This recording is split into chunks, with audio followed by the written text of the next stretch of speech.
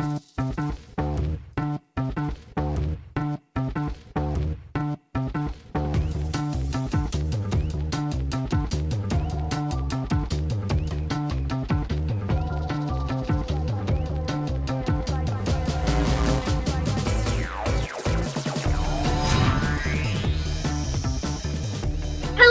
and welcome, my gentle and of course very modern apes. Welcome to SkepTalk. Today is February the 23rd. Good lord, we're already almost 2 full months into this beast of a year. I'm your gentle, of course, very modern host, Erika, and I'm here with my co-host today because they put my ass in the captain's seat, so I've got to be the one driving. I'm here with Paul and not Shannon, so I know you guys are already very disappointed. Paul I'm is so ready. sorry, everyone, that I am not Shannon. Yep. Paul is already ready to. He was ready to break the news to you guys before we came on. So you can sling your insults to him now.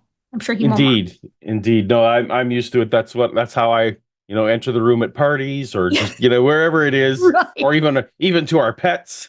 Yeah. It's just anyway. Well, but she's not feeling super great, so she wishes she was here. She wishes she was here. There's nothing more devastating than being the secondary human to the pets, right? We've got 3. My husband and I have 3 dogs, and they rotate with who their favorite is. So it's like on any given day, I could be riding high or I could be in the trenches, depending on how they're feeling. How are you, dude? It's been a while since we posted together. It has been quite a while. There's a lot has happened between now and then, just in the world. But between you and I mean, our online stuff, where people still believe that the Earth is young, and people are still think that there's good evidence that Jesus rose from the dead. So in that sense, on the professional level, we carry on. We persist because we must. Indeed. I was delighted. So I'm here I can deliver some good news on my front, at least. I can't speak for you, Paul. You deal with a much more sensitive subject than I do. People tend to accept my stuff a lot easier than they do yours. But I guess it's because my stuff can be copacetic and the divinity, the resurrection of Jesus. But that's a load bearing card. If that one goes, the rest kind of comes down with it. But I read a really interesting, God, I don't know if it was like a Substack post or something. It was a Blue Sky post by the NCSE, it's the National Center for Science Education. And before anybody says anything, we're not vamping. We have 5 callers already on the line. We're just talking because we want to. That's right. Haven't seen Erika in a long time. Yeah. We're catching up. And because I was 2 minutes before I got here, 2 minutes before we were supposed to start, we didn't have any time to shoot the shit behind the scenes. But anyways, the NCSE had this really lovely breakdown by the author of The Vanishing Church, whose name escapes me right now off the top of my head. But it was a really cool article that broke down the statistics from the 2023 and 2024 Pew Research study on religiosity in the United States. And specifically, this section, because I suppose the author is going through this pretty massive survey, so he's going through it bit by bit, and this one was on creationism.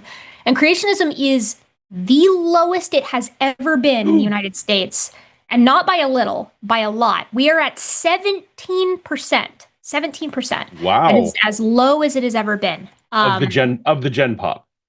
Of the Gen Pop, yeah. But interestingly, even breaking it down, like looking at evangelicals or Orthodox or Catholic or, even Jewish, people of Jewish proclivities, right? Like as you break it down, it's fallen in all of those areas, even with evangelicals, which I thought was kind of surprising. Because for a while, I watchdog on this subject along with many other people. And the general vibe has been that the flock on creationism has been kind of consolidation, right? Like they're losing they're not really converting anybody new, so the goal is to retain those that they have and sort of, for lack of a better term, like outbreed everybody else, just raise up their kids in this specific way and keep them insulated from everything else and hope that they can grow their numbers that way. But it seems as if even that isn't stopping the blood loss here, the hemorrhaging for young earth creationism. And it's very interesting to me why that is, especially because we have no shortage of other pseudoscience topics that are actually growing in number today compared to where they were 10 years ago. So I don't know what's in the water, but well, it's a good sign for the future, because I always find that young Earth creationism as a leading indicator of disbelief in other, like in other distrust of science, right? So I'm hoping I'm going to go look at those numbers myself now, but I'm hoping it's in the younger group where most of these gains are happening. It is. Yeah. So Yeah. it's got interesting. So it's got a breakdown of like, by gender identification, by assigned sex, by age, by like race, racial categorization, and then denomination as well. And like look at how this hashes out. This ladies, we took a huge L on this one because we're women are being creationists like 5% more than men are, so we really Oh got to be doing, no. we really got to be picking up the slack here and encourage the women in your life to get interested in STEM subjects because this is not a good look for us. We're getting trashed out there. Don't buy Being answers in displayed. Genesis curriculum, please. Yeah, Georgia Purdom, it turns out, is doing all the legwork. She's putting in the hours and Indeed, yeah. listening. They have ladies conferences like crazy over there. I don't know if They you've seen it. really, Yeah, yeah, they really they do. love those. Yeah. Yeah, and I don't know. I mean, that women evangelicals strikes me as one of those classic examples of like a really successful vote against your interest campaign or like Hmm. move against your own personal interests. And I think I don't know. I mean, we could sit here and pontificate all day about why we think that is, but I think a non-zero portion of it is they want to make sure that they are um, cozying up to the people who might potentially have power down the road. So it's like as long as they're securing power with these people in their little circles now, and they're sort of protected against losses later, is maybe the Mm. perception. But I'm no gender studies I'm expert. more cynical than you. I having lived it, like I used to think the Hmm. dinosaurs were on the ark for sure.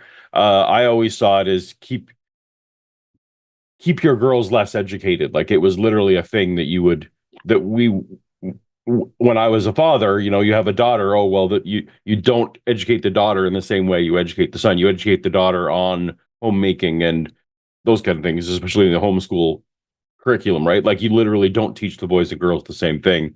And I think you would agree probably that globally, the level of education among the female population is a general indicator of how well the society is doing. Yeah. Well, yeah, That I mean, I believe it's used as an indicator in a couple of different, like, I don't know if the top, like a wellness score for right. nations and like how democratic versus authoritarian they are. But yeah, when you teach separate subjects to separate genders, not great, right? Yeah. Yeah. Yeah. Yeah, boy, Paul, we could get into the, I was expecting Shannon to talk, to do the feminism stuff today because Oh I've well, got, no, it's I've got plenty of stuff to complain about. I'm in a bad mood on that hey, subject I'm right now. I'm here for it. I'll be Shannon. As best I can.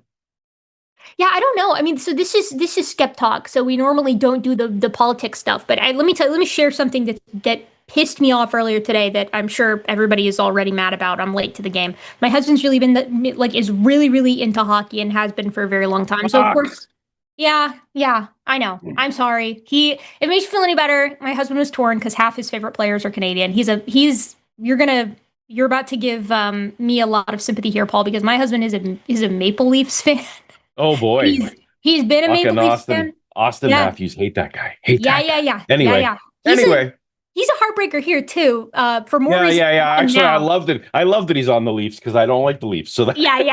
Well, yeah. listen, you Anyway, this is inside stuff our audience doesn't care about. So let's yeah. get The to the Leafs also don't like it's the Simpsons joke where it's like nobody hates Scotsmen more than Scots. It's like nobody yes. hates the Maple Leafs more than Maple Leafs fans, or nobody hates Star Correct. Wars more than Star Wars fans. It's Yeah. Well, like, I'm an Oilers fan, so that I yeah, there you go. There you go. Well, my husband will be happy to hear that as long as you're not any Florida no, fan. no, no, Any no. I fan of any hate Florida those. team.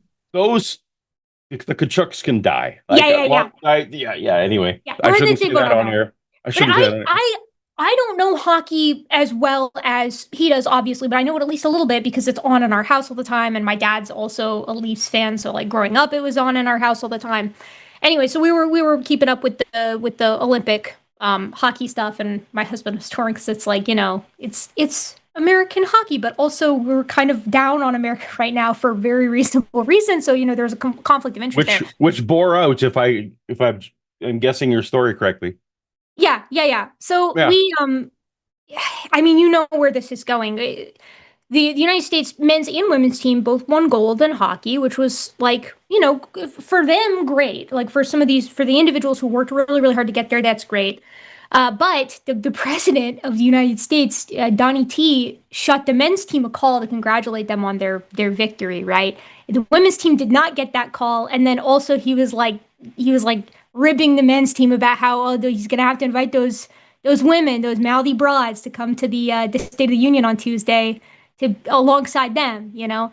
And I was talking to my husband about this earlier today because I was like, this is like old school misogyny. Like this is like the old school brand where it's like you've got men and women, they've done the exact same thing. The exact same thing has happened for both of them, but on one side, you get accolations and on the other, cricket. So, but then the women's team was like they did get the invitation to come to the State of the Union and they declined. So I thought that was kind of funny. The ladies made up for the creationism thing with that one. So we got a W there. The worst part of all that was that, for me, was that the men's players, whether or not they were just going along to go along, were laughing along with the jokes. Like, to me, because I expect that out of your leader. Yeah. That's not like, oh my goodness, like that's not even Yeah, the not jaw dropping yesterday. stuff. Yeah, but for those players to Well, be and laughing along. and like, gosh, their mom, two of the star players, their mom coaches the women's team. Like she's the coach of the Yeah. women's team.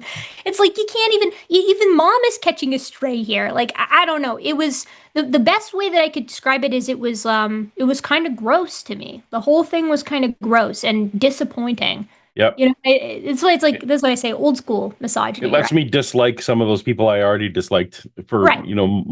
for better reasons. So You get a we won't get justification. into that though, because I could spiral into other hockey players who've gone political, and I don't want to do that. We have people who want to talk to us on the We phone. do. We do. We actually have several people on the line. We've had 5 people waiting since we got here. Or actually less than that because we have a couple of calls that terminated, probably because we were vamping.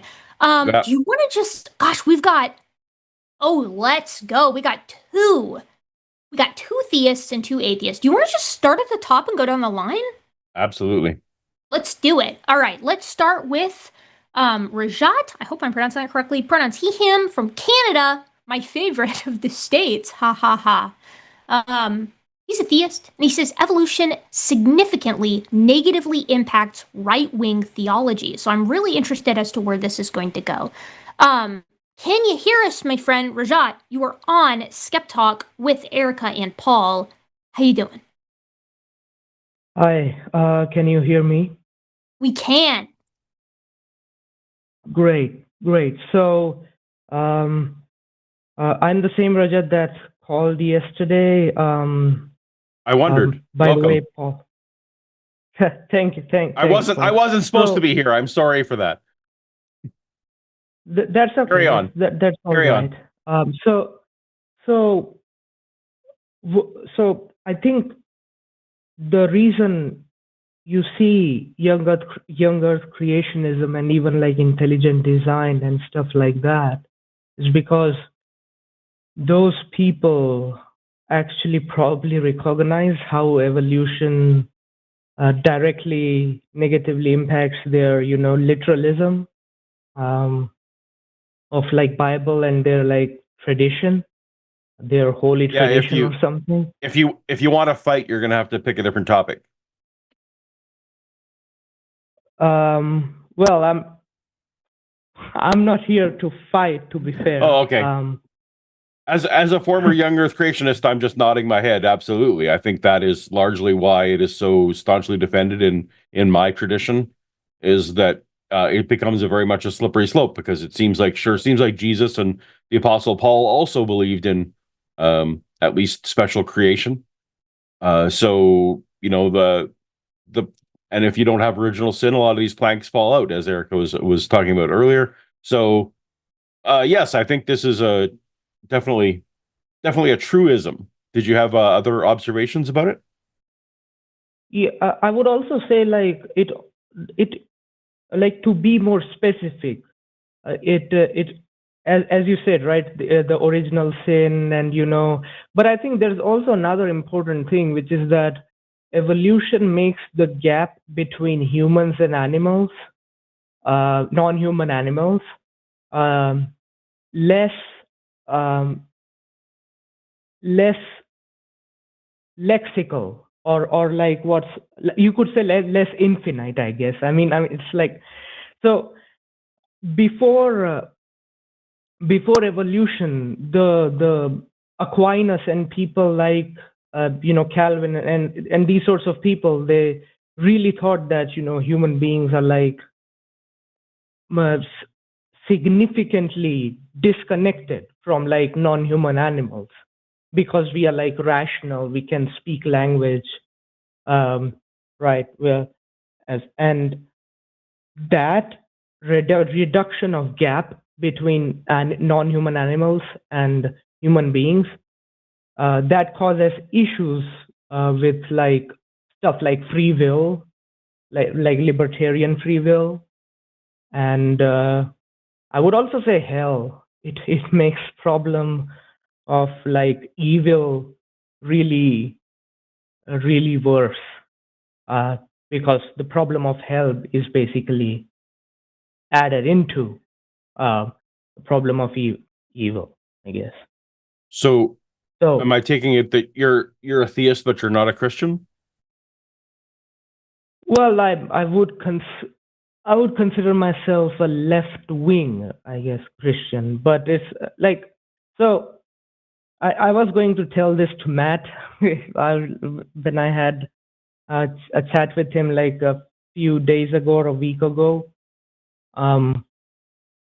So first I became a general theist, and after like 1 or 2 years, I thought like, okay, what specific religion seems most likely, what specific sect within a religion, right, within these religions seems like, okay, yeah, I can like picture God might do something like this or something similar. So I believe that universalism, Christian universalism, is most likely true. Did you consider that maybe none of the religions were true? Yes. Okay, so how did you come to the conclusion that that Christianity is more likely true than none of them being true, even with the deistic God? Well, one reason was like I was thinking about like different narratives in religions. They're like, what narrative like Christian universalists say, what narrative the more like right-wing evangelicals or like Catholics say, or what Eastern Orthodox say, and similarly what like Hindu different sects of Hinduism say. Similarly for Islam, and yeah, and when I would say like I did flip-flop between like Hinduism and like Christian universalism. So for a while, though I just find that the story of God suffering with us, or a divine being suffering with us, and defeating death, right? A divine being being like feeling a lot of pain. It shows a kind of empathy, I guess, that I do not see in other sects. Would you agree that empathy is a biological trait? Sure. So why do you need to find it in a narrative?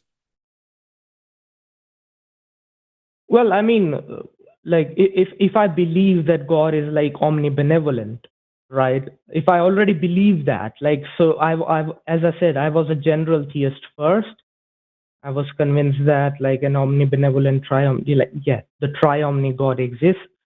and then I selected a religion. And given my background, knowledge or beliefs that I already have, which is like compassion, empathy, sympathy, and love, they are good, right? So to me, I was basically selecting based on like, okay, what religion would most likely match with already the background knowledge that I hold, match the best. Okay, good, because that you had me concerned there when you used the phrase "select a religion." That sounds a little bit like selecting a car or selecting something. Did you have other thoughts about the science stuff before I keep pressing you on? Because Erika's here and she can answer all those questions amazingly if you did have more of that. But before I drive us down this, how you selected a religion lane. Yeah. Well, I'm not necessarily here to debate right now about my theism versus atheism, about my specific Christian universalism. So you just wanted to share an observation about those terrible young Earth creationists? Well, a bunch of observations like that. I shared one. I do wanted to share a few more. Yeah, but we're not here to. I think. But we're not here to trash talk, other people's beliefs, right? Like that's, Yeah, I get it. But the show is more about like I think the show's about what do you believe and why, not like whose beliefs are silly. We could have a whole show about other people's silly beliefs, but none of us hold those, so that's kind of punching down, right? Yeah, I get that, but the point was more like I think a few days ago I was watching Erika and Forrest, and I think Erika said like she was a theistic evolutionist, and it did not, I think, reduce her faith, evolution itself. And I thought that was actually pretty interesting because for me, evolution did significantly negatively impact. I think you wouldn't be the first person for whom that was the case, right? I think that the impact that evolutionary theory and the ancient age of the earth has on Christians in particular, and I'm just speaking because that's the area that I know best of all of the religions. I think how we deal with that tends to be directly related to how we're primed to deal with it. If you're raised to believe that this is something that's necessarily in conflict with God's word, right? Like a sort of God's word, man's word thing, as Ken Ham would put it, then when that is inevitably shown to be reflective of our reality, when it's inevitably shown, when you're exposed to the evidence that supports the ancient age of the earth and evolutionary theory is the reason why we have all of the biodiversity that we have today, that's like a wrecking ball to that house of cards. Like, I mean, it cannot withstand it. If on one hand you've got what we are literally observing right now, and that cannot be copacetic or in harmony with the version of religion that you've been brought up with, I mean, reality tends to win out. But there are many people, even entire denominations, that don't hold to that. And so evolutionary theory in the ancient age of the earth doesn't pose as much of a threat to them. While we were in the early half of this conversation, when you were talking with Paul, I was sort of furiously typing away because I was trying to find this really specific paper that I saw a couple of years ago that I think speaks a lot to why we see this reaction from typically evangelicals. Like, why is evolutionary theory so threatening to them?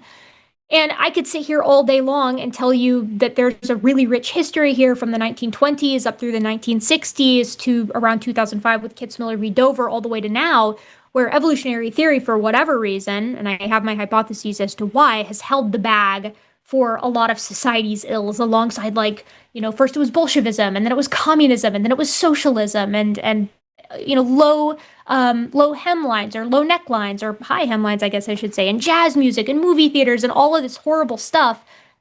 Evolution tends to be like locked arm in arm with societal change, or I should say, like, tension with evolutionary theory amongst evangelicals goes hand in hand with like changing societal sociocultural norms.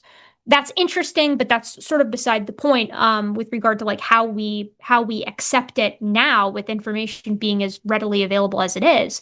There's a really cool paper that outlines a lot of this called Bigotry and the Human-Animal Divide: Disbelief in Human Evolution and Bigoted Attitudes Across Different Cultures, by Cyropoulos et al. From 2022.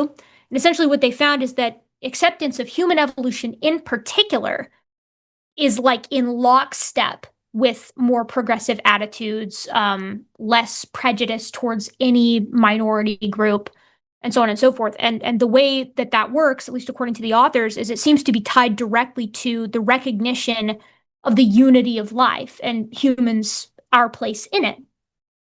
And this has been a long-standing tradition. Like, again, I said that we could tease apart some of the reasons as to why evolution holds the bag in the 20s, in the 60s, in 2005 for like a lot of the societal ills that I mentioned. But one really big factor is that it seriously challenges and always has challenged the natural hierarchy that people like to derive, some people like to derive from their religions, right? Like there are very there's a very rich history, I think, that supports this, going all the way back to Darwin versus Agassiz in the United States. Charles Darwin comes out with the theory of evolution, and he argues that it supports the unity of all the races, right? He was, I think the word is monogynist. He was a monogynist. So you believe that all humans descended from a single last universal common ancestor. The races didn't come from different precursors. And Louis Agassiz, I've only ever read it, so I'm not sure if it was Louis or Louis. He was an American scientist who was staunchly against Darwin. And the reason is because he felt that evolution threatened the natural hierarchy of the races that he felt was instituted by God himself in the Garden of Eden. Evangelical classic sort of legacy goes from Agassiz all the way up, I would even argue, to now. Like, you can see this attitude lurking in some denominations even still.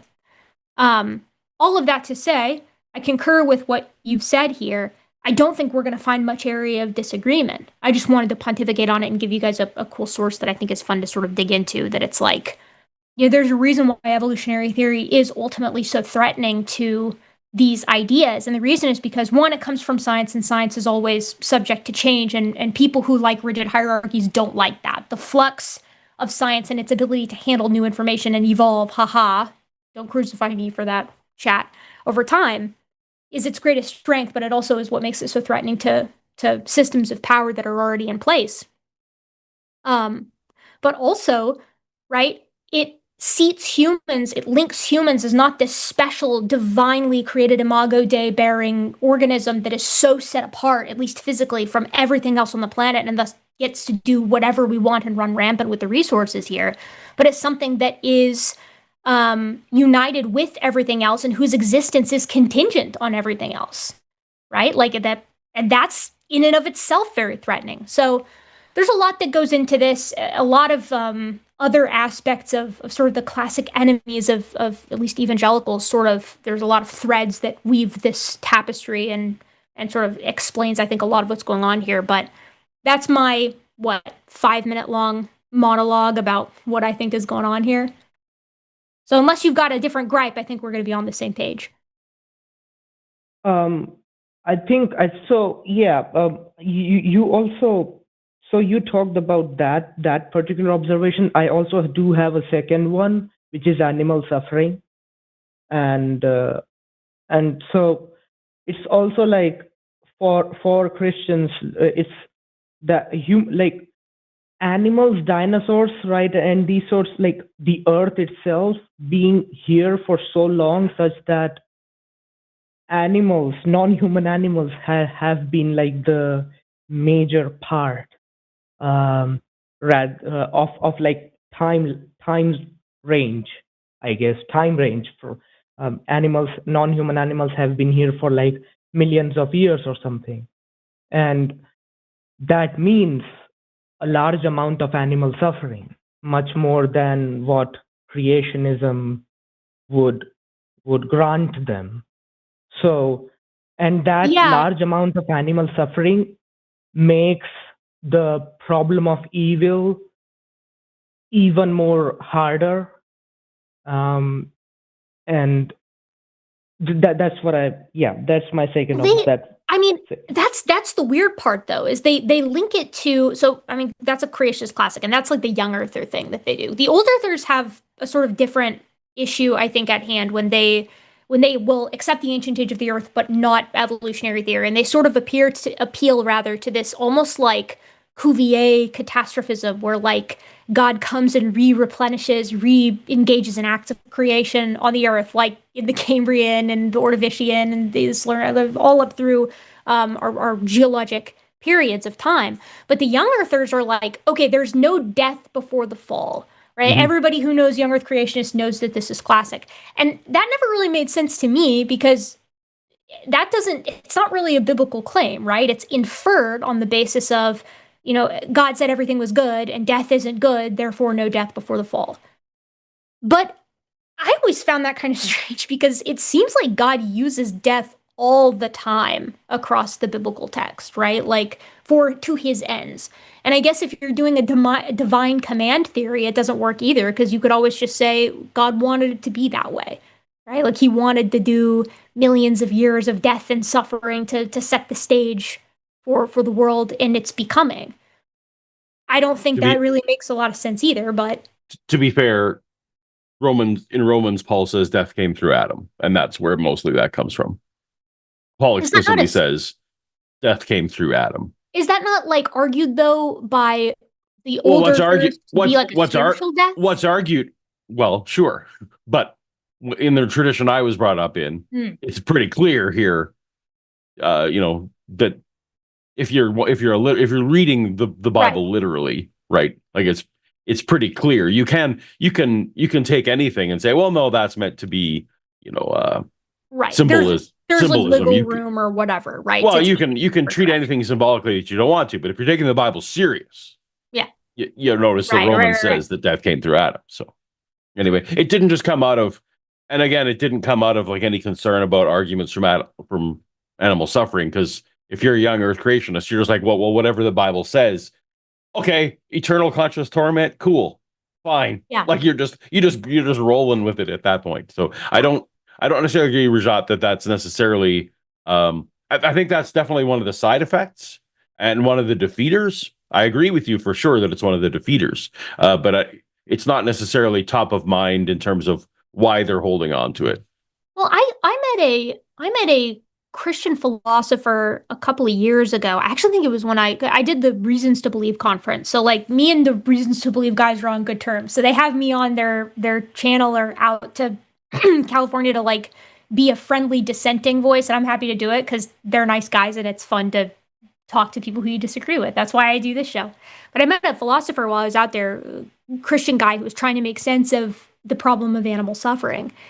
And he had this really interesting take. I don't remember the details of it, but it was almost like a how do we know that the animals are experiencing like fear and suffering in the same way that we do? And that's kind of how he made sense of it. Like it was a special appeal to like maybe God just makes it not bad for them, and he gave a more he gave a more elegant presentation of it, but that felt like the gist, and that felt like it was a very interesting version. It felt very special pleading to me, and that's what I said. Greg Kokel recently, we had a debate with Alex O'Connor about meaning and life and stuff, and that had come up, and so that must be going around because another apologist had parroted that same thing. No, God definitely. You see the animals just go limp, and that's God making sure that they don't feel the pain. Right. I just thought that was weird. So you and I are on this. Yeah, that's going around. That arguments. But it's like, I don't know. I mean, you're seeing more and more of this. Like, I do have to say this. You do have to give it to the young earthers for at least being like really, really consistent. Like AIG is like, we do not believe that there are any dinosaurs that had feathers, and we just like against the absolute tsunami of feathered dinosaur fossils that have come out in the 30 years that they've been saying this. They cross their arms and stamp their feet, and they're like, nope, none of them. There isn't a single one. And they do the same thing with all their positions. Like they refuse to budge on that, and it's very, very wrong, and it makes them look very, very silly. But to be fair, it doesn't put them in this odd position of having to reckon with this new data in interesting ways. a classic that's been recurring for me is how William Lane Craig deals with hominins, right? Like how does he, he'll sit there and tell you that Adam and Eve are Homo heidelbergensis or something, and it's like, okay, I guess, like, what do you do with that? You can just sit there and propose that, and I can't exactly go back and falsify it that the first ensouled people were Homo heidelbergensis, but it's also just kind of asserting that to allow your version of reality to kind of accommodate the data, or to be accommodated by the data. It's a perspective. Like, I'm not going to spend a lot of time railing against it, because at the end of the day, as long as they accept the science, that's fine by me. Go from there wherever you will. But yeah, Rajat. Well, I William think, Lane Craig. yeah, go ahead. Sorry, William Lane. Yeah, so William Lane Craig also, I do think that he does go against science when just recently, Skydive Phil Halper. You both know him, Phil Halper. Yep. I know Phil. Yeah. So Craig is like a neo-Cartesian kind of guy who's like, well, animal pain does not morally matter, or at least significantly matters much less.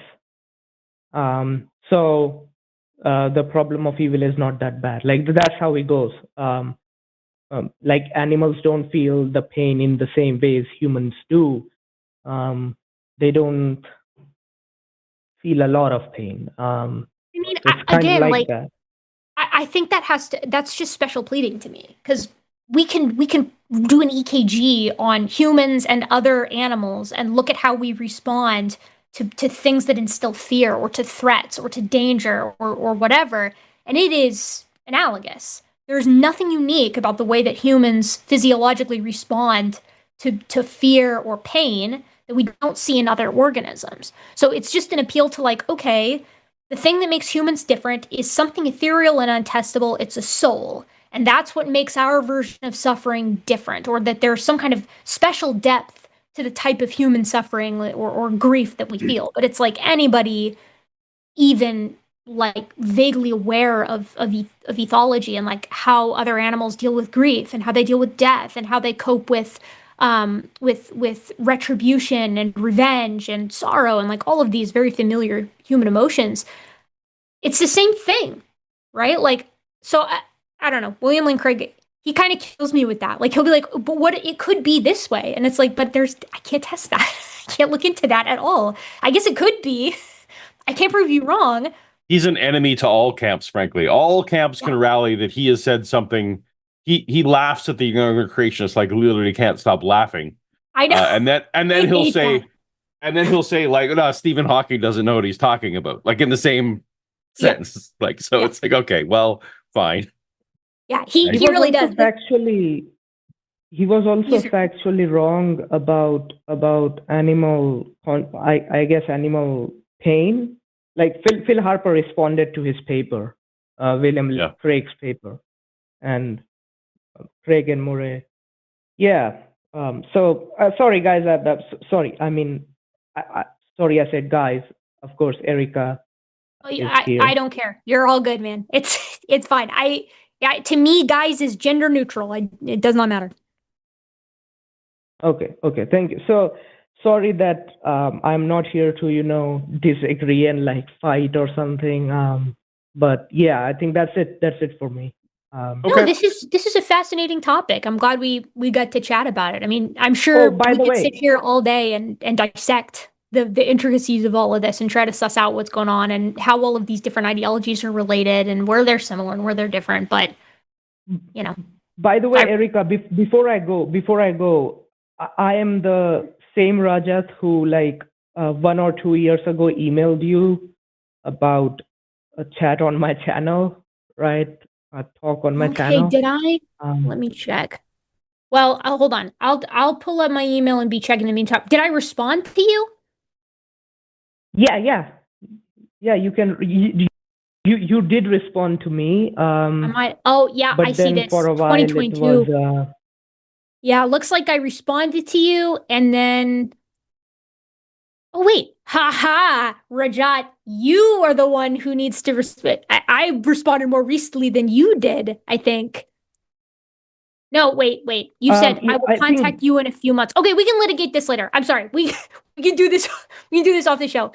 Email me again. I'm like as slammed as I've ever been with work right now. So if we do something, it'll probably have to be a couple of months down the road. This is what I've been telling a lot of people lately, unfortunately, but we can try to get something on the books. thank you, Erika. Thank you both. No problemo. Have a good day. Let's see. I don't know about you, Paul, but I am perpetually behind on my emails 24/7. Oh yeah, I know it's awful. Yeah, no, There's never I'm been definitely. there's like never been a time where I've been like the moment after I finish catching up on my emails, because I foolishly answer them in batches. So I'll be like once a month, I'll be like, time to sit down and go through the 500 emails that are unread in my YouTube email inbox. And then it's horrible, especially when there are people with like time sensitive things. But I don't know. I do my best. Yeah, it's an imperfect medium for sure. It is. Let's see. Are any of these? So we've got a deist and we've got a theist. They are our most recent callers. They've been waiting for the least amount of time. You could probably sign out that number 3 call there. I was just gonna say that. I was thinking maybe we could knock that out pretty quickly. Yep. So let's do it. Hello, Cedric. Pronouns he, him from AK. Is that Alaska? That is Arkansas. Oh, Alaska. Okay. Oh no, it is not Arkansas. You Canadians, We don't know. We have like 10 provinces. We don't have to know all those details. And you're not the first person to do that. I did. Hello, Cedric. Hi. Sorry, we'll Paul, you were there when Justin got that wrong last time. That's See? Ken Ham, I was there. Yeah, apparently I can't learn. Cedric, tell us about your question. I was talking with a friend about polyamory a month or two, actually 3 months back, I think. And it led me eventually, within a month ago, to wonder, how prevalent is non-monogamous relationships, or how are non-monogamous relationships in genus Homo? That is Did you know that, or? No, yes, you are asking a question that is directly up my formal area of study, because I study sexual dimorphism in Miocene apes. So the stuff that comes before genus Homo by, really, what would that be? Maybe if you go with 2.8, like 2 to 3 million years. So I'm a little prior to that, but dimorphism is interesting to me because of how it reflects and acts as a nice proxy for behavior. So we obviously can't observe other members of genus Homo, right, in present day to see they're all kind of dead right now. Doing. Yeah, they're all dead. Unfortunately, we are the last one standing. That acts as a little bit of a roadblock. But this is why dimorphism is kind of interesting to me, because you can use the relative level of dimorphism to estimate the social system and the mating system of the animal, at least in primates.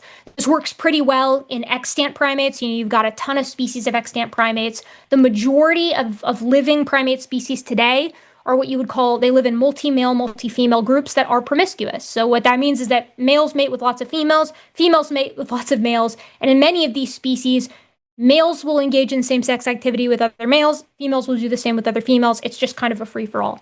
Very common stuff. Primates are social animals, and social animals do interesting things by virtue of being social. But we also see other sort of mating systems in primates. The sort of second most common would be just plain old polygyny. So this is one male, multiple females, and what you usually see is a male who tries to monopolize access to a group of females, and he's trying to beat other males with getting access to them. I was about to say beat off other males, but some species, not these ones. He's trying to keep other males from having access to these females, and the females will either support him in species like geladas, or they will depose him in favor of another male. You have polyandrous species where it's one female with multiple males. You see this in tamarins and marmosets a lot. This happens in species where pregnancy is extremely taxing on females. So what they do is they mate with more than one male. None of the males know who the dad is, and then they basically wait on her hand and foot, usually 2 to 3 males, and take care of her while she does the pregnancy and then like breastfeeds the kids. Cool stuff, interesting stuff. And then you have pair bonding, or what we would call monogamy. What's interesting about monogamy is that it's actually not like it's uncommon, but it's not as rare as say polyandry would be.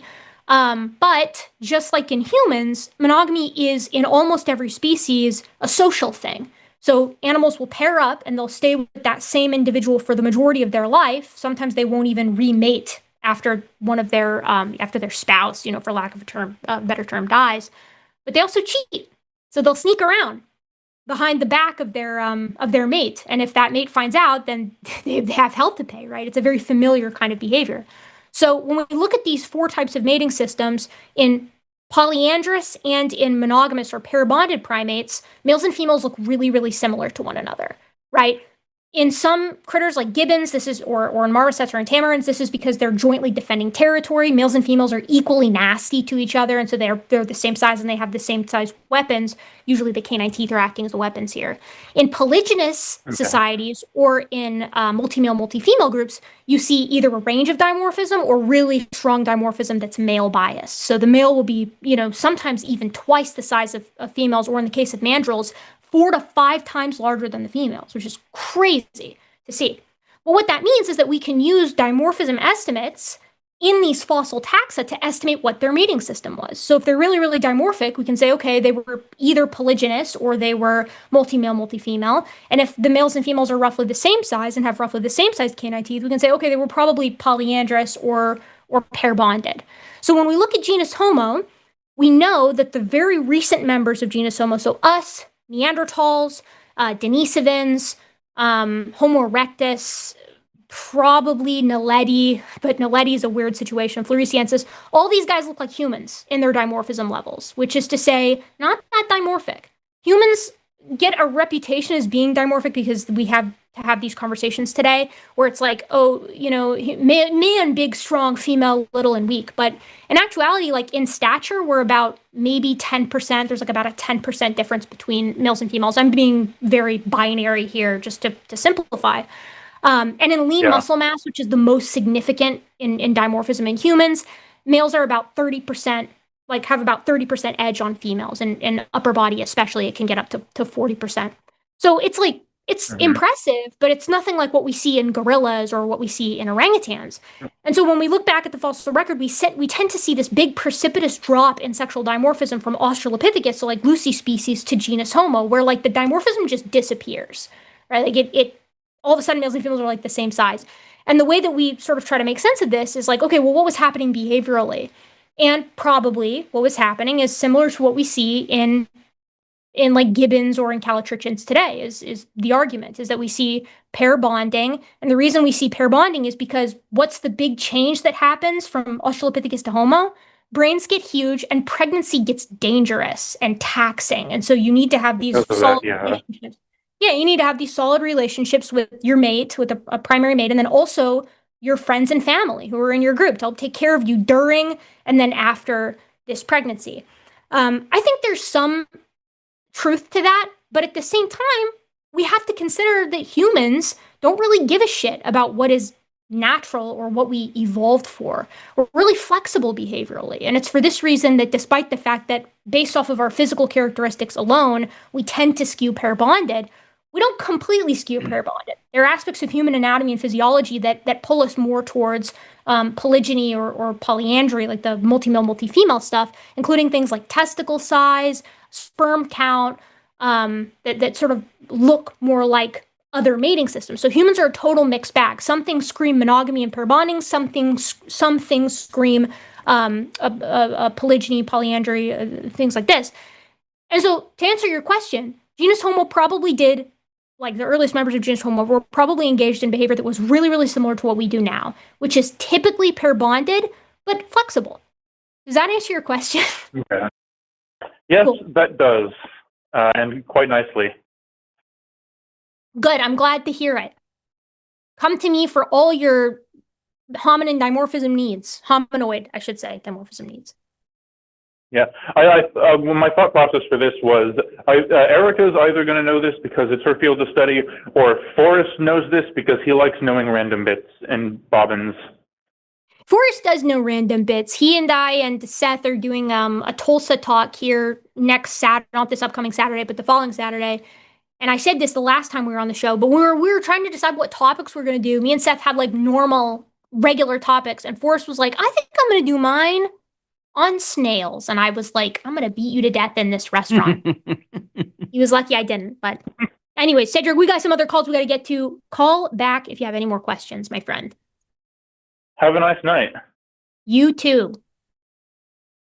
All right. Paul, since I monologued for that long, you got next dealer's choice. What would you like? Oh, well, let's try call number 5 there, I guess. Let's do it. Call number 5. We have Aaron, pronouns he, him, from Indiana. He's a theist. And his earlier call disconnected. He's calling us back now. And he's coming in saying Jesus is a socialist. Aaron, can you hear us? Yeah, how you guys doing tonight? Better now that you're here, my friend. Tell us a little bit more about your statement. Well, to kind of put all my cards on the table here, I've been deconstructing my faith for about a year, maybe 2 years now. And this is kind of my last argument or last like stance and claim to like this being the good, true truth of it. And Well, I just want to kind of run. Okay, go for it. You guys. I may push you further the other direction. We'll see how this goes. Yeah. Well, basically my argument is just that Jesus, as like a living being, always argued to take care of the needy, feed the hungry, tend to the sick, make sure everyone was taken care of. The least of these will be raised up to be the most, all that kind of stuff. And my deconstruction has kind of started where like the American church nowadays doesn't believe in any of that stuff. And so for me, I don't know if I can still call myself a Christian or just a follower of Jesus, but like I haven't been able to get like back into the church because they're starting to say stuff like thank God for capitalism and Trump is handpicked by God to deliver us to the promised land and all this craziness. And like my Jesus wouldn't stand for any of this stuff Trump does represents or anything. So like for me, like it like the sense of community and like the sense of like purpose in the church has always kept me there, but now I'm like feeling isolated even in that, so I don't really know where to like go from here. And I feel like I'm like still too connected in the faith to start stepping into like atheist circles, whereas I'm like not jiving with anything that the Christian circles in here in rural Indiana are doing either. So I don't really. Well, I'll tell you that that atheism is not like church shopping. Church shopping, you get to say, well, I'm looking for a building that has this doctrine or that doctrine, and you can find a variation. Atheism happens to you. It's not something you choose. Atheism is, when you stop believing it and can no longer sit in any building. So, I guess I would just say that's not the way that happens, and obviously it hasn't happened for you yet. Are you basing this? I'm trying to figure out which way do I want to go? Do I want to argue for the? Are you basing this on your Bible reading? Are you a Bible reader? Do you believe that the Bible is accurate in terms of recording what a historical Jesus figure said? I guess you'd call me like a red letter Bible reader. I believe in the words of Jesus, but like I was always taught the other stuff has been like muddled by man, and some of it's been corrupted and stuff like that. But the actual words of Jesus are what's like the living, breathing like word of God. So that's what. And so that means you're pretty confident that the red letters accurately represent things that were said by the historical Jesus? If not verbatim, then the message he was getting across, it's an accurate representation of like his teachings, talking to the rich man, saying that those who hoard their belongings and don't give everything up to follow him won't be accepted into the kingdom of heaven. I'm a little unsure how to go, because I actually like where your philosophy is and I like what you're doing, but I feel like, if we're going to have a discussion about it, and you must have, let me ask you, where did you want this call to go? Because I want this call to go to, let's examine whether Jesus really said these things. But you may have called in for a whole different type of conversation. Which direction did you want this call to go? Well, I'm not really prepared to like argue the historicity, and because I've been listening to you guys and some other like Alex O'Connor and stuff like that, getting into like the history of the Bible and where it came from and stuff like that, and it's on a lot shakier ground than when I was taught as a kid. So right, I don't know. Okay, so I know I can't really. Let me ask. If I go well, there, let me ask this. It's going to be a lot of I don't knows. Fair enough, but let me ask this. So if you found out today that only 20% of what is recorded in the Gospels was recorded by Jesus, would that affect your life in any way? I don't think so, because at this point, I feel like my morals are like sound enough where I don't need to like constantly go back to like teachings of Jesus to be like, no, this is why I want to take care of others, and this is why I want to vote for socialism and help and stuff like that. Because like even without that, I can recognize that's a positive thing for me and society at large. Right. So it sounds like your moral system is based on well-being and harm avoidance. Is that fair? Yeah, harm reduction or harm avoidance for sure. Yeah. Okay. So you're not actually relying on looking up Bible or chapter and verse when you make your ethical decisions. No, I feel like not to get like too personal, but I grew up in a very like religious household, and I went to Christian school and stuff like that. So I spent a lot of time in the Bible as a kid. So nowadays I don't like, it's kind of just like recall and just understanding like the general vibes of what either my mom or my Grammy taught me when I was a kid and how I'm supposed to interpret it, like leading with love and leading with acceptance and stuff like that. So I think that you expressed that well. And I also sounds like you already sort of told us that the main thing you're getting out of church is community benefits and social benefits as opposed to moral teachings. Right? Is that a fair? Yeah. Okay. Yeah. But it's like over the last, like I can kind of pinpoint when exactly it happened. It was the 4th of July service last year, and my pastor got up there and said, thank Jesus for capitalism so we can make money and prosper. And it just, left such a like sour taste in my mouth, and just like talking to a lot of members of the church, they were leaning Trump leading up to the election, and it's just like Trump is the closest thing to the actual Antichrist I think I've ever read about. Like, Right. what do you guys mean he's gonna like bring us into? God's gonna use him to bring us to a new end of prosperity and stuff like that doesn't like click with anything I'm observing in reality. Like, I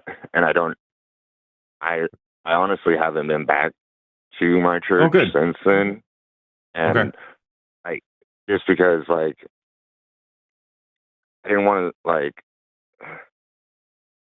leading up to the election. My pastor got very political, like not super political, but political enough to know where he stood. And he stood on Trump's side. And then after the 4th of July thing, I was just like, no, I can't continue going to a place like this.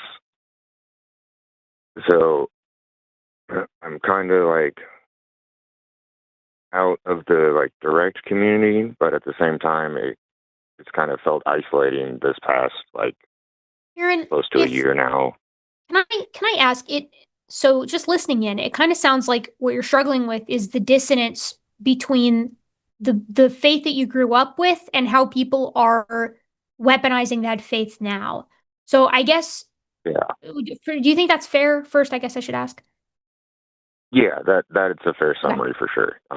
So Paul and I, we could kind of do a couple of things here, right? Like Paul was asking sort of what route we wanted to go down. You know, we could talk about the political side of things. We could talk about the religious side of things, like why you feel that it's still necessary to hold on to the faith specifically.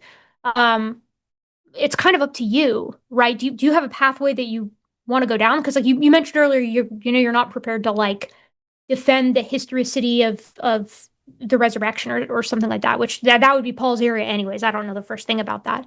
But like what can we help you with here? What can we help you kind of work through or where can we push back? Let's get to the heart of this thing. Well, I was kind of just, I don't know if I was hoping to just like get that Kickstarter to be like, it's okay to like give this up and try to go find a new community, or Well, that is doing harm. That's probably the time to move on. I'm not going to say you need to move on to no church, and I don't know obviously your geographic situation. There's fewer churches where you are obviously than. Well, no, I shouldn't say that. Your area may well have a lot of churches. I don't know, but Southern yeah, Indiana. I mean, yeah, even if the town's about 500 people, they'll still build up a church. There's churches. I mean, so you have options here, right, man? Like you could, if you're not ready to tackle the faith thing itself, and you're not really ready to dig into that, and you just want to do some harm avoidance and find a community that prioritizes compassion and the ideals that you see Jesus, the person, sort of upholding. If you're just trying to find that kind of community, there are Christian communities out there, progressive churches. There's actually one near my house that's like super based. They're hard to find, and they're fewer and far in between, but you can certainly find those. I've heard excellent things about the Quakers too. But then there's another I've sort of actually heard aspect those of this. things too. Yeah, yeah. We had a Quaker call in once on this show, and I was like, shit, do I want to go to a Quaker church? Like, I'm not religious, but this sounds awesome. Like the outreach that they do, the grassroots stuff that at least the one near my house does is pretty cool. But sort of setting that aside, right? Like you could immediately, as Paul said, cut the harm here, and not just harm to others being done sort of by boosting their numbers, but what is clearly like harm to you. Like this is weighing on you, on your heart, and that is you matter too in all of this. So finding a community that's more in line with your values, that's got to be priority number one. What that looks like is going to depend on where you want to take this. Because even in southern Indiana, I grew up in Indiana. I grew up in north of Indianapolis in Zionsville, which, it was religious, I guess, but it was like a pretty densely populated area. There were options there. So I don't know where you are in southern Indiana, if you're like near Bloomington or if you're more like near Columbus or where you're at, but there should be options for you, at least with regard to finding a less hateful, sorry if that's a little harsh, but sort of church community. And I would wager that you've got secular options too. That being said, I don't know where exactly you are, so it makes it a little bit more difficult.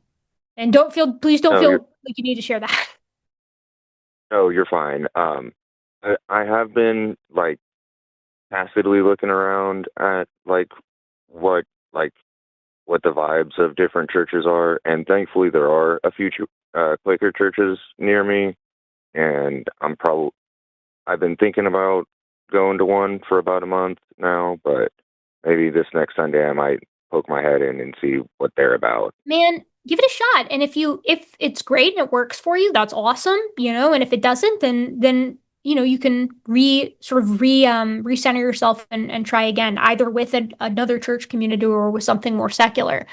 But I mean, gosh, I think you've got the priority straight on this one. I think thing number one is going to be getting yourself into a better, like I said earlier, a community that's more in line with what you prioritize and what's important to you, and harm avoidance and reduction, which God knows we could use more of right now. And if you want to shortcut some of that, if you pick not a secular cause, but a cause that is less religious, like, so say for example, food kitchen, it seems appealing to you, or any kind of other community service, like be it a rec center or whatever. You will typically find Christians at all those places, right? I'm not right. So if you go, so if your heart is service minded, which it sounds like it is, maybe pick a service. You don't have to commit to it long term, but you might be able to meet some people there, and they probably go to a church that is more in line with what you're hoping for, right? If you just volunteer in a soup kitchen for a few times, or if you volunteer to coach basketball at your rec center, or whatever volunteer thing meets your interests slash heart, as it were. I just know I've had to move around a bit, and sometimes that is a way to shortcut some of the church shopping ways to go. That is a good idea. So you've got tri-state free thinkers around there too. If you want to throw in something more secular, atheistic into the mix, like you could mix it up. Nobody's saying sorry, go ahead.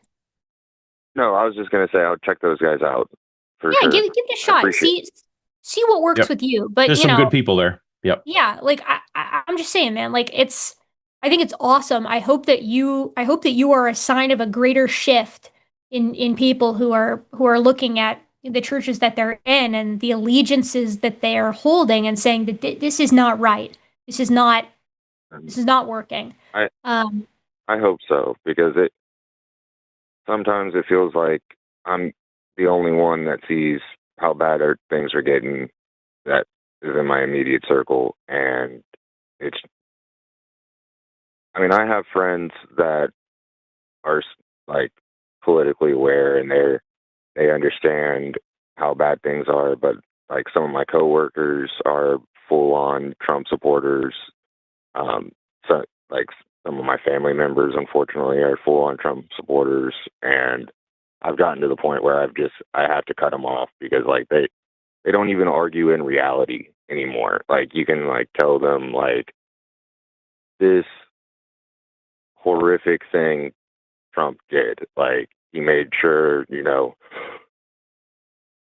we destroyed all of our trade deals with every country because he slapped ridiculous tariffs on everything. And they're like, well, no, he didn't. And if he did, it's actually a good thing. So, I don't know why you're mad about it and why you're upset. And it's just like, so I just had to like start. And it feels weird to like cut people out for politics, but this feels bigger than just this feels like morality stuff, not just political stuff.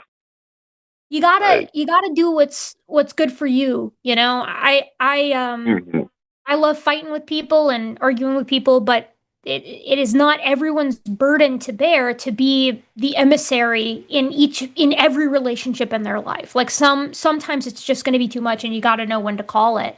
I will say one thing that's kind of helped me wrap my head around how people that I know and love could hold opinions that I think are so heinous or support people that I think are so heinous and I forget exactly who phrased it this way, but it's like a lot of people work backwards. Like thinking of the human psychology of it makes it a little bit more explicable, where people don't look at what someone like Trump, they don't look at what he's doing and say, oh, did he do that? And then decide whether or not they support it or not.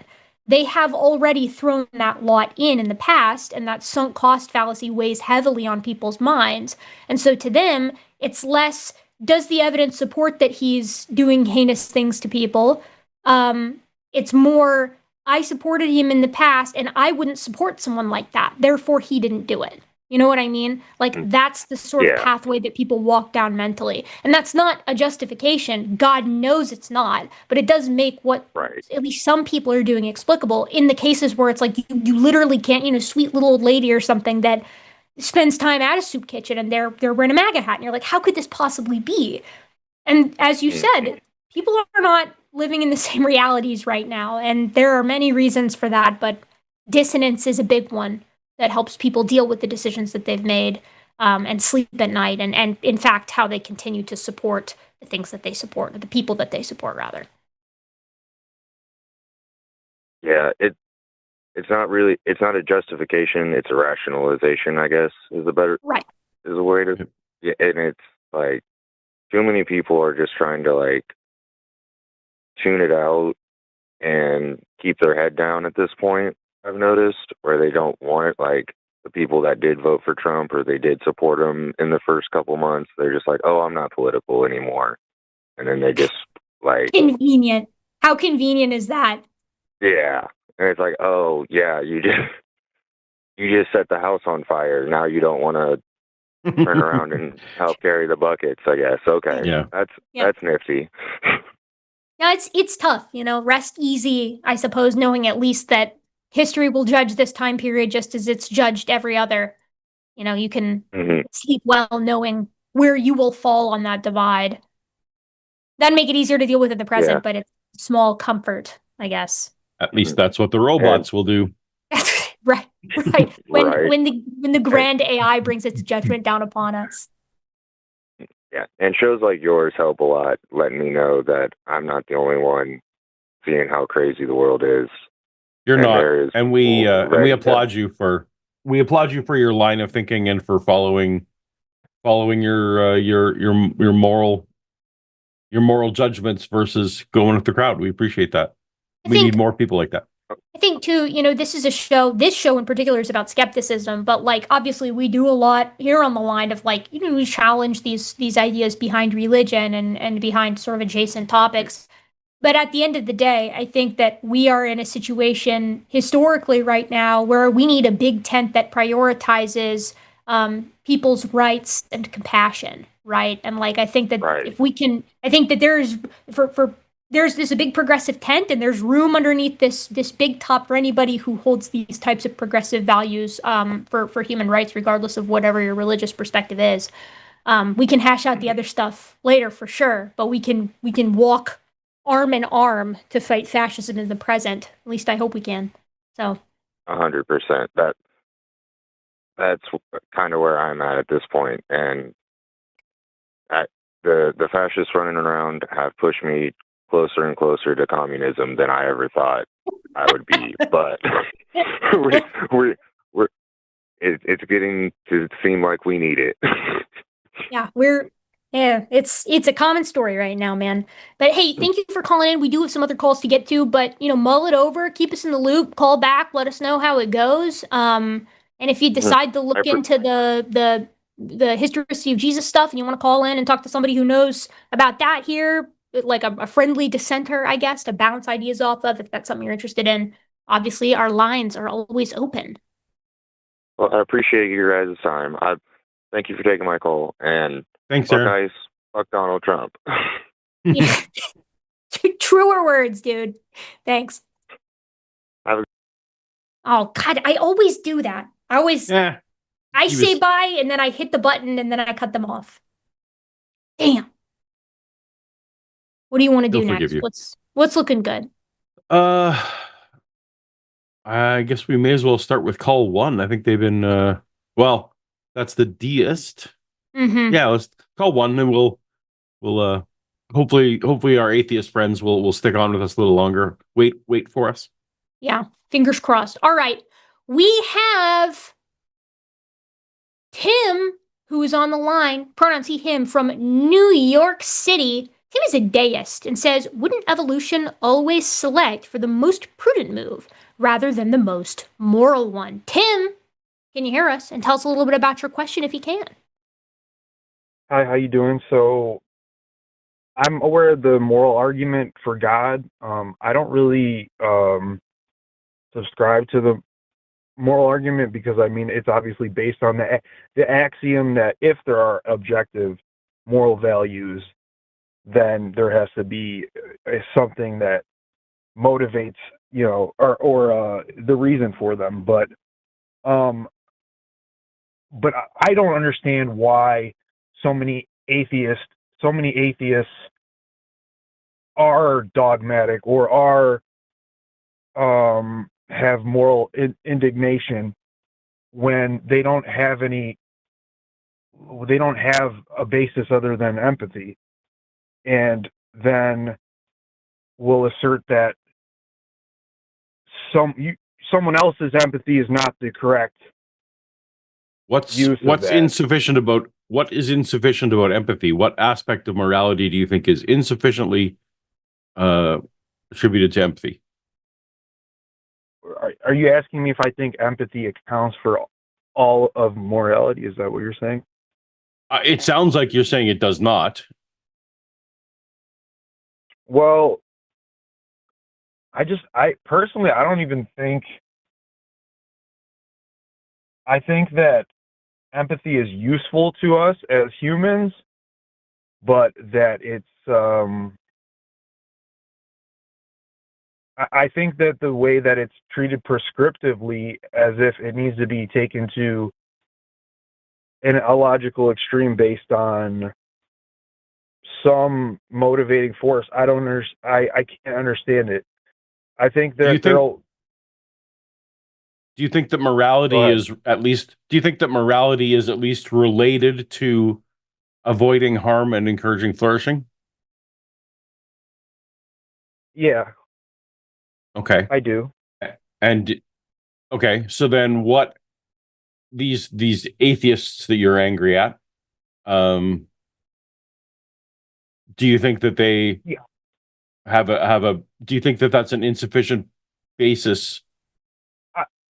Tell me where I'm trying to figure out where your gap is. What's missing? Among left-wing atheists, I think that they will encourage empathy to a fault, and I can't understand that given that you subscribe to evolution, and I think being empathetic to a fault is necessarily contradictory to evolution. Do you not think that kind of sets up I don't know what the philosophy bro word for it is, but like by defining it as empathy to a fault, right? Like you're sort of setting it up as already the bad move there, right? Your call or your call notes say, shouldn't evolution select for what is prudent rather than what is moral? How do you know those aren't the same thing? Like they frequently are. See, this is what I heard from Matt, and I just think it's absurd to think that you believe that in almost every case, what is most moral will always align with, or what is most empathetic or most giving, whatever, will almost always align with what is most prudent for the individual. Do you each of you believe that, or? No, not at all. Morality has to do with larger. Well, sorry. The larger the scope of whom you're considering, who you're harming and who is flourishing, the more people you include in that tent, I think the more moral you are. So when you said to the individual, I think that's the least moral you can be. Then you're just saying, well, what's going to reduce my harm and increase my flourishing? I think that's the least moral. And I don't know. I know Matt pretty well. I don't know that you're characterizing it exactly as he would phrase it, but he's not here, so it doesn't actually matter. So if you're saying, I'll say I'm sorry. I shouldn't. As much as I don't think that, I don't know if we have a great relationship, but I shouldn't call his name when he's not here. So I apologize for that. But Tim, I'll just talk about. Do you earlier you said subscribe to evolution? Do you not accept evolution? Do you not think that evolution offers? No, I believe in evolution. Do you think that it offers a sufficient explanation for where morality comes from? Sorry, I got a dog. Where it comes from, yeah. But I think that if evolutionary principles carry on, there are some facets of empathy that will clash with evolutionary pressures, and there's because they cause harm, right, Tim? Sorry. Because they cause harm, What's right? That? Yeah. So that's why I'm saying the world in general, or to the individual? To the individual. Well, obviously, those are circumstantial things that you can't, like, do the needs of the many outweigh the needs of the one? There's no universal answer to that question. I know this channel is very left-wing oriented, so I want to know, how do you feel that, obviously, I don't know about you personally, but the guy you just talked to, he thinks Trump is the most evil man in the world, and he's not an atheist though. But how can you assert that morality is just so important, and if we stick to this, that's best for the individual. But then you think that the most powerful man in the world is completely evil and devoid of morality. It just seems completely contradictory to me. This is taking an interesting turn, Tim. Like, we can certainly litigate the morality from Paul and I's perspective of Donald Trump. Like, we could talk about, why we feel, even just from a brutally utilitarian standpoint, that he is significantly less moral than other leaders that we've had. And I don't even think that has to necessarily be a partisan conversation. I think we could just look at what's been done and who it's impacted and how it's impacted them. But it seems like you kind of want to talk about that, but you also kind of want to talk about, in a more broad sense, like, where does an atheistic person get their draw their lines for morality? We could talk about that too. Which one do you prefer? I do want to touch on kind of both of those. I don't really want to go into political issues necessarily in this conversation. I just, for the sake of understanding, I just feel that those two things are contradictory. I'm Canadian, Tim. And my leader is not Trump. So I can talk about how I evaluate leaders, and taking some of the heat out of it. So I have voted for 5 different political parties here in Canada, because that is a benefit we have, that we have so many parties that you can do. And so, but it always comes down to, we all operate with imperfect knowledge. I think you would agree. And that and there's also, when you have 2 people can have the same goal and disagree quite adamantly and justifiably about the best strategies to achieve said goal, right? Like, so I can want Canada to have great economic prosperity, and myself and my neighbor may disagree greatly as to the strategy that would best lead us there. But an atheist who is sincerely saying, hey, I want to decrease harm and increase flourishing, that they can view then the actions of their political leader without any contradiction, say, well, I think that action that leader took is going to harm more people than it helps, or disproportionately harm some people and disproportionately help others. Like, these are all not inconsistent morality, but inconsistent because we have imperfect information and we can't read the future perfectly. We can disagree on the tactics while still both genuinely grounding our feelings on avoiding harm and increasing flourishing. Or do you disagree with that?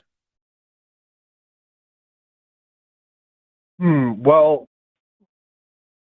you're asserting that, or you're proclaiming that your goal or your morality is about increasing human flourishing generally for each person on Earth, I guess, right? That's like, is that secular humanism? Yeah, secular humanism, but so that doesn't negate like individuals, right? So, for example, let's say there's a group of people, let's say left-handed people, were being oppressed in a certain kind of way.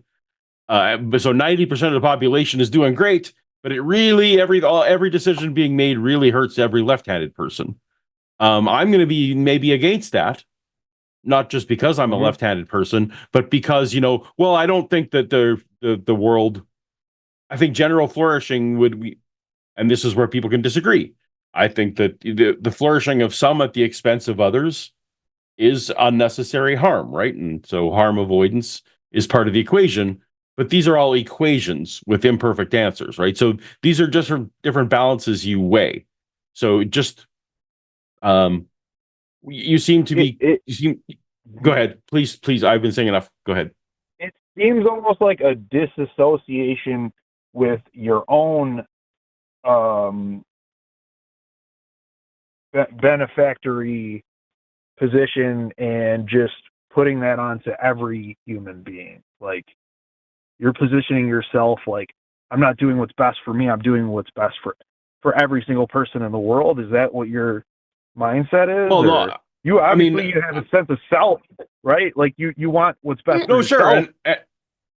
And obviously, so I think when you brought evolution into this, I think we are naturally evolved to care most about the things that are closest to us, right? Like, I'm going to care more about my kids than other people's kids, but I'm going to care more. So just naturally, there's circles, and I'm going to care more about the kids in my community than kids in a faraway community, and I'm going to care more about, like, there's just pragmatically, there's rings of only so much we can care about. And there's also this weird thing in evolution, which Eric speak to much more about, but there actually needs to be a balance of like a selfish gene. There needs to be a balance of selfishness and the altruism in a social species, or the system breaks down. So again, if I was to give all my money to my kids or all my food to my kids and not eat any food myself, that wouldn't make for a great society system. The parents would die off and the kids would be left alone. Like this. Well, go ahead, Erika. There's like mental, like, I really like how you put it earlier, Paul, because like we all do like mental calculus on this to decide what we should support and what we won't, depending on who's impacted within these nested circles of care, right? This is why we can all hear about a horrific earthquake that happened, on the other side of the world that killed 10,000 people or something like that. We're like, that's horrible. And then by the evening, we've put it from our minds, and because we have to focus on the things that are happening to us immediately in the present. Whereas if that happened, here in North America, it's going to be a lot more present in our minds. We're going to spend a lot more time focusing on it just by virtue of it being closer to home. And it doesn't necessarily mean that's how it should be, but that means that's how it is. Paul mentioned that these circles, like, sort of are carried in balance, that's something that's selected for within evolution. And that's true, because for social species, the survival of the individual matters, but so does the survival of the group that species lives in. If you have a group of monkeys, and one monkey is the sort of alpha of this troop, and he hoards all of the resources such that every other member of his group dies, he's going to get big and fat and happy, and then he's got far fewer sets of eyes to keep an eye out for predators in his group as the members die off of starvation or leave because he's hoarding all the food. And then he's going to not see the leopard that descends on him from the treetops and eats him, right? Whereas in the egalitarian group, where there's a lot more resource sharing, more individuals are happy. That leads, even if they're not getting as much, even though if they're sharing these resources more, they're all individually getting an appropriate piece of the pie, and so they lead to the flourishing of the group, which allows them, the individuals within the group, to flourish where the other group did not, right? So the good for the one is the good for the many, and so on and so forth. Like, evolutionarily, this makes sense. But we run this calculus day to day as individuals, right? So I get the feeling, and maybe I'm misreading you here, but I get the feeling that you're sort of coming at this from the perspective of, like, this is a left-leaning channel, and we care a whole lot about other parts of the world, and you're sort of wondering, like, okay, but, like, what about here? What about our country? And in the case of you and I, Tim, the United States, and in the case of Paul, Canada, right? Like, why do we care about these other nations when the United States needs to thrive too? And I think a really great example of this, right? Like, I'll be the first person to say I don't think I would really like it if we didn't get involved in any needless wars, because I don't want people who I know who are in the military getting sent off to fight a war for something that doesn't really matter, about oil or something like that. Like, I think that's stupid. Or like policing somebody else's nation and all the way across the world. I don't subscribe to that personally. But I think an example that might make a little bit more sense of, like, where we're coming from is, and this is one that hits close to my heart because I've interacted with this organization because of where I did my work for collecting data for my dissertation, but like USAID, right? This is an organization that provided a ton of resources for pennies on the dollar to other nations, and it was deemed government waste, right? I can speak from experience that where I work, this immediately cut off the supply of malarial prophylactics to little villages of people for, again, like percentages of pennies of a tax dollar for us, right? That's killing tens of thousands of people in a place that I, spent a month a year at for 4 years in a row, right? Like, that matters to me. And it's because I know these people and I know the harm that's being done to them. And specifically, I know the harm that's being done to them for zero change in my life, right? Like, my life did not change at all. And nobody's life that I know changed at all when the United States revoked USAID, or USAID, however you want to say it, canceled the money that we were sending for these malarial prophylactics. And so the mental calculus that I do is, no one that I know benefited at all, let alone in a major way. Whereas people who are in another nation were harmed significantly to the point that some of them have died. That mental calculus isn't hard for me. I look at that and I say, destroying USAID was a bad thing, right? And I care because the lives of these people in this other nation that I've been to, that I have a personal connection to, matter just as much as the lives here do, right? Like, obviously, I prioritize lives differently based off of how I know people. Everybody does that. We can't help it. But, like, setting aside personal relationships, like, we don't matter more than them. And I think it, from a utilitarian standpoint alone, it was wrong to pull that, to just swipe that from them right out from under their noses with no plan in place whatsoever to even help wean them off the support that we'd been providing to them for decades. So that's my 2 cents. Mm-hmm.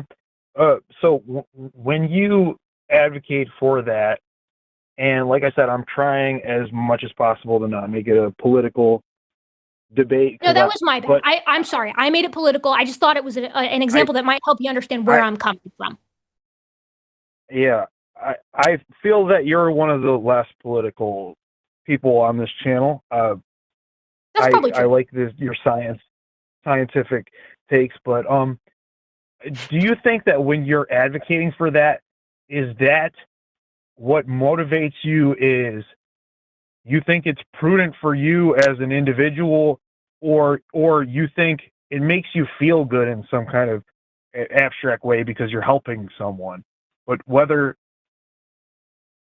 it'll be beneficial for you or not, it might not be beneficial for you at all, right? Both can be true, right? Like, and in this case, which is why I picked the example I picked, I think both are true. It does make me feel good to help out in a community that has less than I do. That makes me feel good. I think it makes a lot of people feel good. I think that's part of the reason why people do nice things for each other, because it's good for the people that they love, and it also, or that they have empathy and feelings towards, and it makes them feel good too. That's totally true. But I also think, separate from that, that the world is better when more people are provided for. Right? People that live in these areas can grow up to be adults and provide immensely for individuals in their community that then go on to potentially, this is just an example out of left field, but like to go on and invent something wonderful that changes the world, right? It also just adds to the overall peace and cohesion between nations. It reduces the tensions. When people's needs are met, there's less violence. I think that's good. That's good for people who want to visit these places, and it's good for the people that live in them now. Like, I think that's, again, I sort of set you up for failure here because I picked the example, but in this case, I think it is both prudent and moral. It makes me feel good, and it leads to better outcomes. Yeah, obviously that's a perspective, but aren't there adverse perspectives? What is it? Keynesian theory that in the long term, what's best is to allow the economic situation to play out.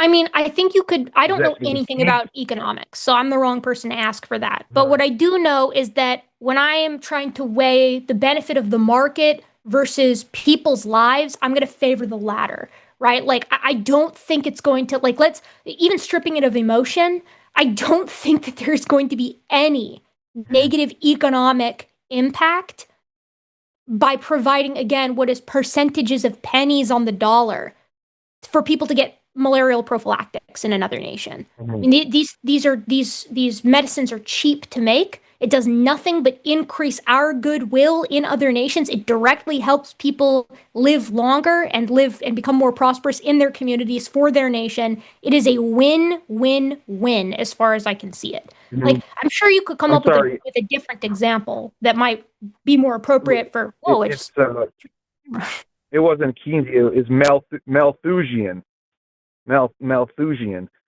Oh, like Tim, Thomas and Tim, Malthus? but Tim, if you said the word better, right? It might be better if we use Malthusian theory here. No. That's an adverse perspective, obviously. Okay.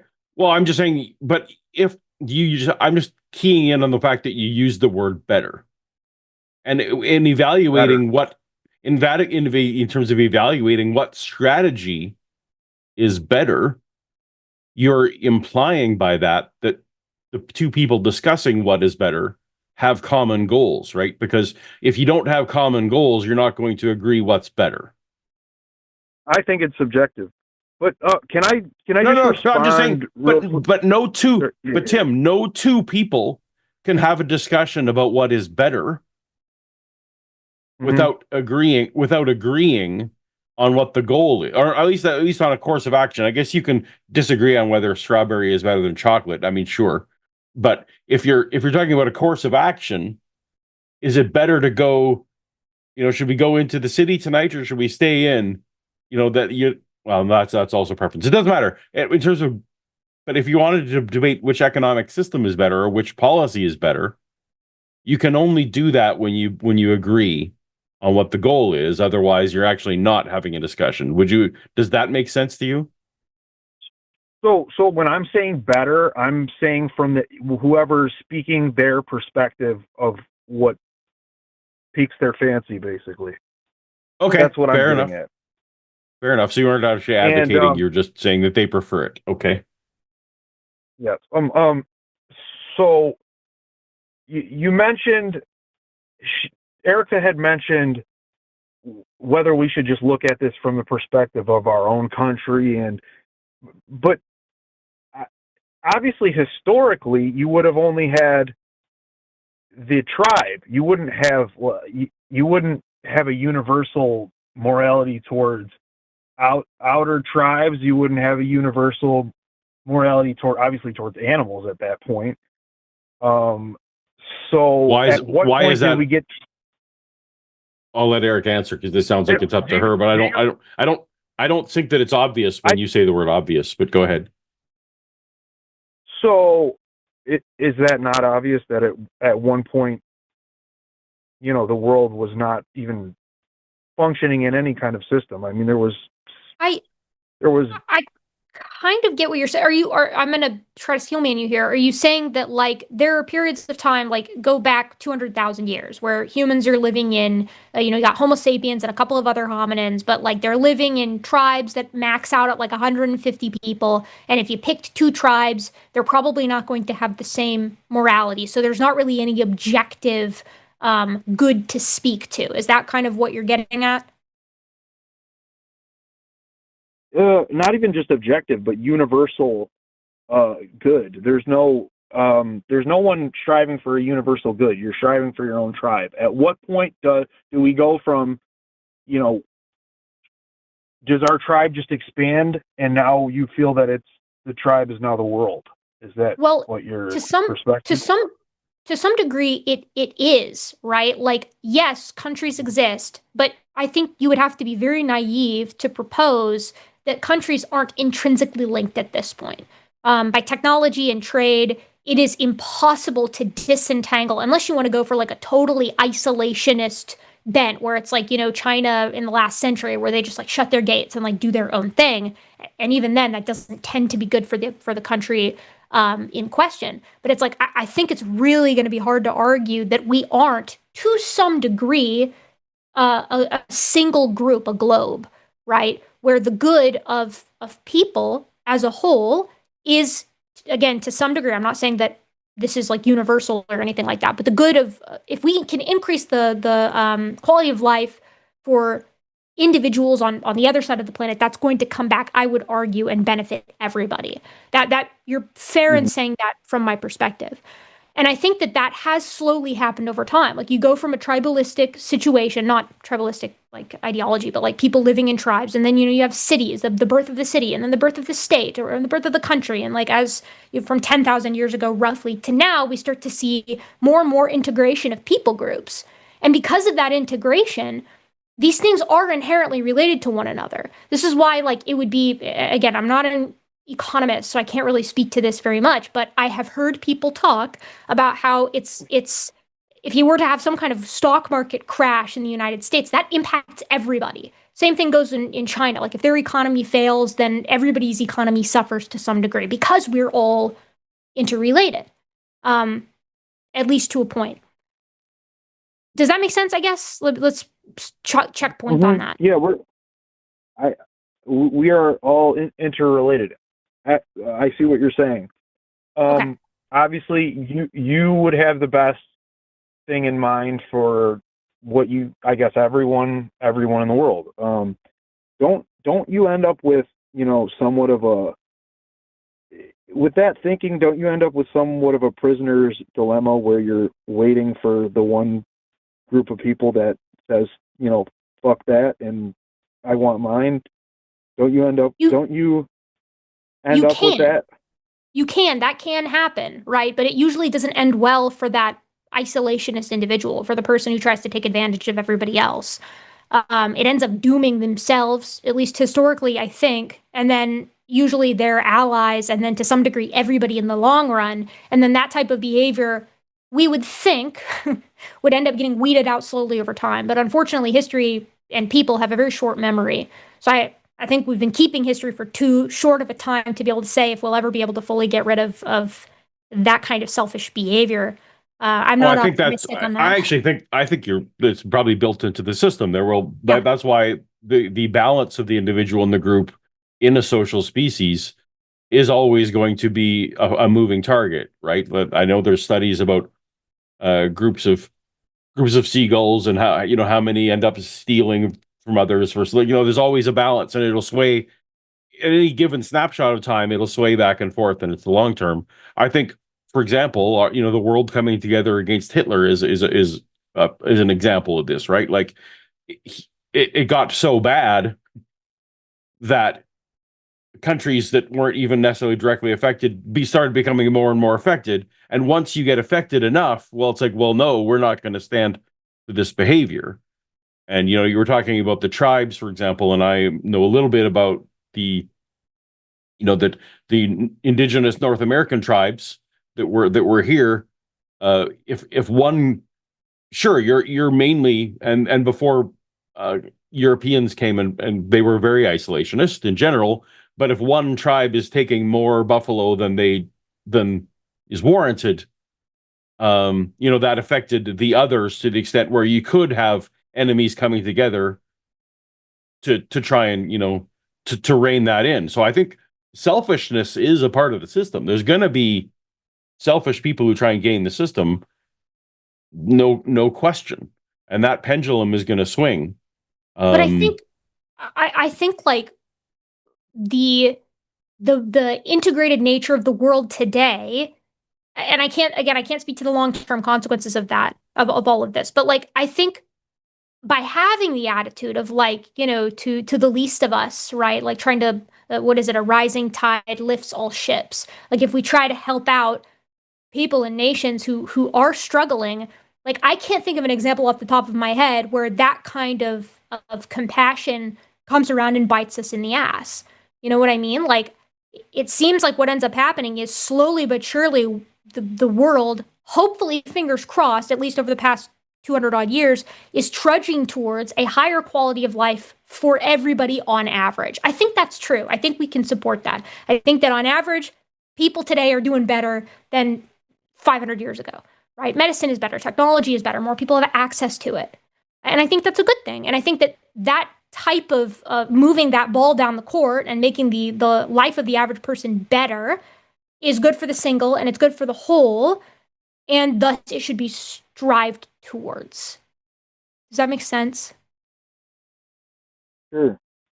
And I guess you're just sort of always hoping that it's reciprocal. And No. whether it is... No. I'm just hoping it's mostly reciprocal. Because as Paul said, necessarily there's gonna be jackasses, right? That's just the way the world. But what we hope, and I oscillate on this back and forth, what we hope is that the good faith actors outweigh the bad. And we hope that we end up gaining more ground than we lose generation to generation on this kind of thing. And I think that there's like, I don't want to downplay your perspective here, Tim, because like there are obviously much harder decisions than the one that I presented. Like I think USAID is a slam dunk. Like I think that it's an easy decision to make, that it's like, okay, we pay a tiny bit of money and people across the world do significantly better, and that seems better for everybody to me. But there are versions of, like, there are challenges that you can pose to a nation that are a lot harder, right? Like of how you weigh, when you get involved in something, or what you should do, or when you should send resources and when you shouldn't, right? And I'm glad I'm not in the bucket seat of making those kinds of decisions, but it's not as cut and dry as I'm making it seem. I'm just telling you my idealistic. I'm sort of bearing my idealistic heart to you. I think it sort of comes down to, and I'm obviously a bit more cynical than you are, and I think I'm making your audience cynical towards me, honestly. But don't read chat, Tim. Always a mistake. I never read the chat. Yep, stay out of there. I feel that it happens at a society level or a civilization level of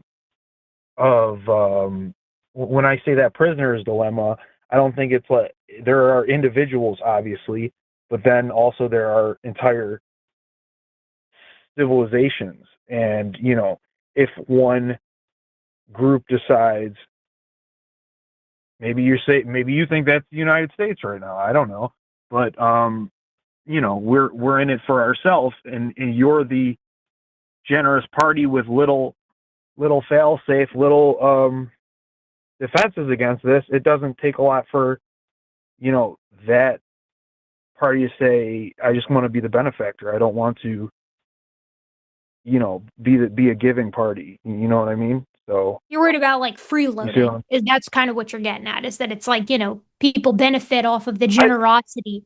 and don't give anything in return. I got you. Do I got you on that one or not so? Yeah, I think that's a big. I didn't want to get into politics, but I do feel like that's a big difference when it comes to the right wing and the left wing. Is the right wing is very concerned with freeloading, and the left wing is less so. Can I ask you a question? This is like out of. I'm going to give you like a version of this question that I've asked people in my life because I'm curious about your answer. Let's say we come up with a sort of welfare program, right? Ambiguous, pick whatever you want. And we run an audit of this program and we find that for every 99 people that it helps dramatically, one person is just skating by. They don't need it and they're just skimming off the top. They're taking advantage of the system. They're benefiting where they shouldn't. Should we cancel the welfare program? Not because of that one individual, no. Okay. Should we cancel it at all? There are other economic considerations there, but just in this basic example. Of course, that one individual is not going to make you say no, cancel it because of that. Because it's one person. That's a decent ratio there. So yeah, and so then my question for you is because like I think that's a reasonable answer. I think anybody with a brain is going to say, "You're kidding me? 99 people helped for one person freeloading. Who cares? Like that guy's an asshole. Forget about him. We're going to worry about the people that we're actually helping. It's worth it." Right? So then the question is, at what point does that ratio become too much for you? Like what if it was 10 people for every 90 that it benefited? Then would you think that we should cancel it? Right? Or 50-50 maybe even. Like I think that's I think just looking at that, I mean, there's no, you're not explaining the quality of what freeloading is, but as a knee-jerk reaction, when you say half the people are freeloading, then yes, immediately I say, oh, there's something completely wrong with this. This has to be stopped. At that point, yes. So what if the options were help the 50 people, right? And then you got 50 freeloaders, or completely cancel the program. Like, let's just say that there was no way to reform it. Because I think that if we found out 50% of the people were freeloading, then you'd say, okay, well, let's just look at it. Like, that's probably not good. Let's see what's going on. Like, what's happening here. Do some kind of audit of the system, right? And then what's the word I'm looking for? Rehabilitate it or revamp it or renovate the program, right? But let's just say you couldn't do that for the experiment's sake. You either gotta help 50 people with the knowledge that 50 people are freeloading, or nobody gets helped. What do you think we should do?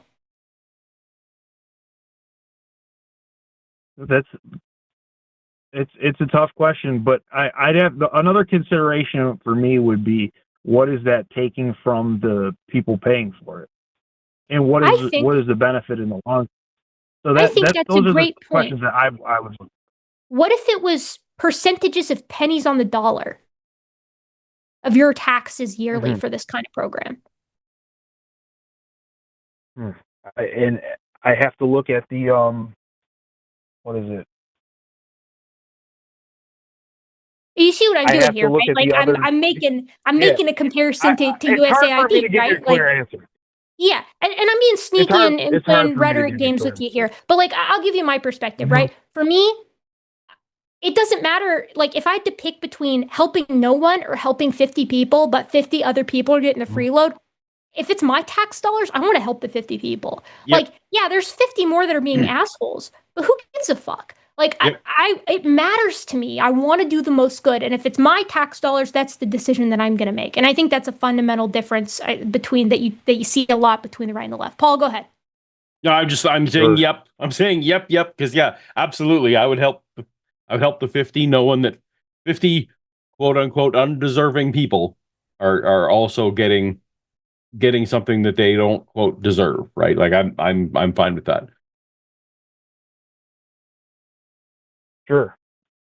And I guess if there's two philosophies of people, you need to try as best as you can to please both those groups, I think. So well, I think that's where it comes to, that's the brass tacks of it, right? But Yeah. like we sort of just demonstrated here, right? Like the base priorities matter. Tim, we do have one more Yeah. call to get to though, so I Sure. think that's going to do it. Call Okay, back at another time. We can hash this out further. I appreciate the conversation. You too, Paul. Erika, I feel like I always have a good talk with you, and it doesn't get too personal or anything. So Good. I I'm glad. hope both of you guys have a good night. Thanks, Tim. Appreciate it. Bye. Bye. Bye, Tim. Okay, I'm dropping the call. Okie dokie. You ready for this last one, Paul? I sure am. Let's do it. Oh, shoot. I should have mentioned billionaires. We should have talked about free rides for people who don't need it. Well, I was like, how many of those rabbit trails do we go on, right? Yeah. Like, because, for example, how many friends of the government should have been able to go to Milan to watch the Olympics for no charge? There was a lot of minutiae there, but I think we were already... Right? Like, it's yeah, so this... We have, for our final call of the night before Super Chats, we got Kyle, pronouns he, him, from North Carolina. Kyle's an atheist and says, is it religion or the people in the religion? That's the problem. A question for the ages. Kyle, can you hear us? You're on SkepTalk. Hi, can you hear me? Yes, we can. Can you hear me? Beautiful. So before we dive into it, it's either going to be a really short or really long conversation. I remember when I was a kid, I heard about a study that said we found a cluster in the brain where like religiosity is derived from. Would you happen to know anything about that? Because I cannot for the life of me find that research paper. No, I don't know about that. Based off of the way you just described it, it wouldn't surprise me if we'd found some kind of region of the brain that lights up when you do religious stuff, but also lights up when you do a bunch of other stuff. And then we were like, oh my God, it's the religion section, the religion lobe of the brain, right? Because the pop science writers always go something goofy like that. But I don't know off the top of my head what that would be. But basically, if I'm remembering it correctly, the conclusion was that people with this specific structure were more inclined to become religious versus those that are not. And it was kind of deemed like this is the biological reason why people become religious. I could be misremembering it. Like I said, I can't find that paper to save my life. It wouldn't surprise me if there was some kind of predisposition for religiosity based off of some kind of like behavioral characteristic or something like that people could clock some kind of correlation. But I would be surprised if there was a brain structure. I feel like I would have heard of that, but I'm also not a neurologist, so I can't tell you. I'm sorry to disappoint. And I'm somewhat skeptical in that for almost all of human history, what we would currently modern call religious, it's only been the last few hundred years where you would be able to say that there's like a secular way to live, right? Like religion, we would call virtually all societies up until a few hundred years ago religious in one way or another. So if it was biological, that wouldn't seem to be the case. That's fair. But the main point I wanted to make in calling in was, I know on this channel you say that religion is more the issue, but at least in my head, it's the people, not the religion. Can I dive a little bit deeper into that? Please do. But I also just want everybody to know that there is discussion of a God spot, but the closest thing that I can find is that there is no singular God spot in the brain. But that's, again, cursory Google search. So take it with a heaping tablespoon of salt. Anyways, continue. Yeah. And I don't agree with your premise, but I am interested in hearing more. So carry on. So we can agree that there is no religious force in the world that like causes bad things to happen. Like there's no force that causes someone to commit a murder. It is a personal choice. We can agree on that, correct? Well, do you mean motivations? By force? Like there is no force of nature that says this person who normally wouldn't commit a murder needs to commit a murder. Well, of course there is. What if Like, they're there attacking is- you? What I mean is, like, the water cycle is natural. Geography is natural. There's nothing in the natural world that would incline someone to do something bad. There's compete, but it depends on what you mean by bad. Well- There's competing resources. Like if two people are competing for the last sandwich, Offspring protection, right? right? Like I guess you're gonna need to tighten up your definitions here, Kyle. Okay, so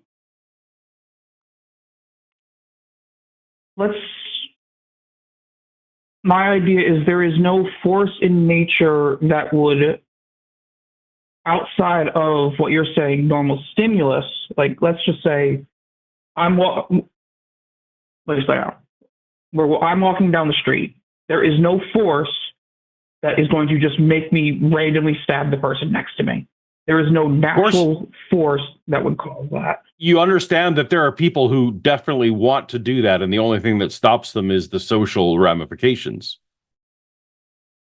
Right, but they're still making a choice. They still have the choice to do that.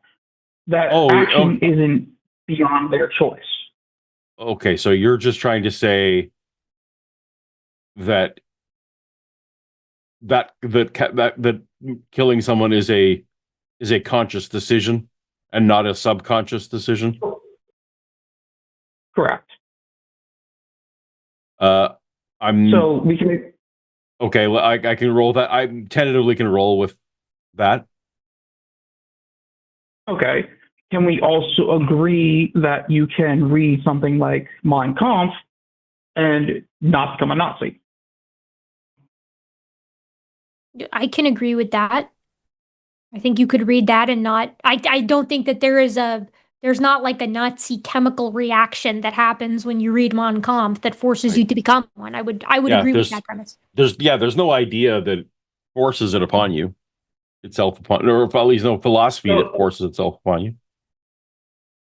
So then why does this conversation change when we go to something like, say, the Bible? Why is it that religion is the cause of so much bad?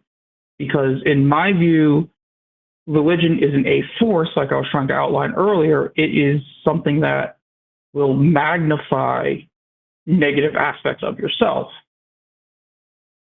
Because sometimes religion is used as a tool. So is it the tool's fault that something happened, or is it the person wielding the tool's fault? I'm super confused about what we're talking about now. I think.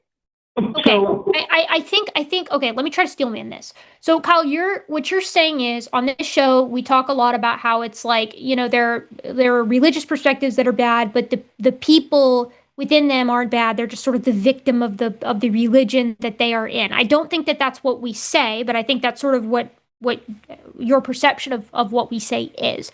What you are saying is that since there is no. Oh, go ahead. Okay, correct. Not quite.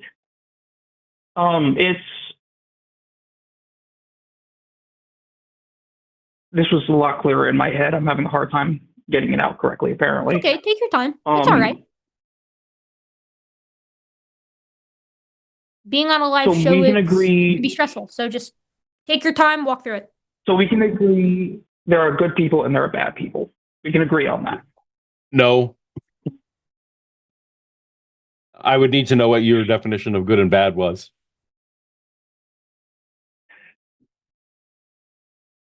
I thought these were self-evident. I am so sorry. I was not prepared for this. It's all right. There are people it's just one of those things where it's like we need to know what we're agreeing to, right? So like your definition of what is good and bad and like how that can be used to characterize a person might be overly simplistic for where we're going from here. So I think Paul and I just want to make sure that we're all on the same page with what we're talking about. So when you Kyle, say before we do that, I just really have you ever been religious? I was as a kid, yes, but I was very wishy-washy about it. Okay, because this really sounds like someone who's never been religious. But carry on. Yeah, my parents are Christian, but they're not like devout. They have the belief, but not the must go to church every Sunday. That's what this sounds like, because you sound like someone who doesn't have the lived experience of the effects that religion can have on a person. But carry on. So I guess what I'm trying to say is we agree that in history, religion, Christianity, things of that nature were used as, I think it was Forrest phrased it as justification for horrendous things. So when I say bad, I mean things of that nature. You mean things that cause harm? Helping to clear things up? Yes, things that cause harm. Okay. So the way I view religion is someone is either a good or bad person, and they will take religion as a tool, and it will either amplify the good in them or the bad in them. I want to help versus I want to harm. This is I don't understand what you just said, that good and bad are related to causing harm, and that there were. Yeah. So I don't like, what is it? I apologize. Do you think that there's such a thing as a binary, that there's somehow a person is either causes harm or they don't? So what does a good person mean? What does good person mean then? I think we're getting a little in the weeds here. I wasn't prepared. I apologize genuinely.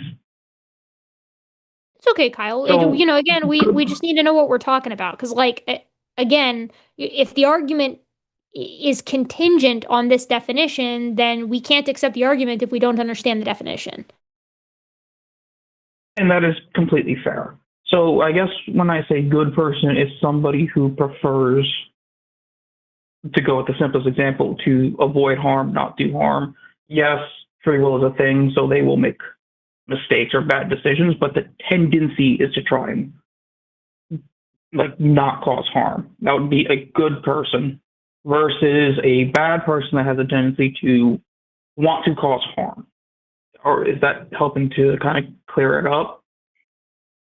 Kind of. I'm not sure I accept the premise, but I at least understand what you're trying to say. Right. So then we can take religion, at least in my view, as I've been thinking about it, is it will magnify aspects of our example person. If they have a tendency to do good, they will use religion as a tool to tend to do more good. But a more negative person who wants to do harm or tends to do more harm will use religion as a way to do harm, or a justification, or a reasoning, or a rationale. Do you think that this is universally the case, or is this just in selective cases?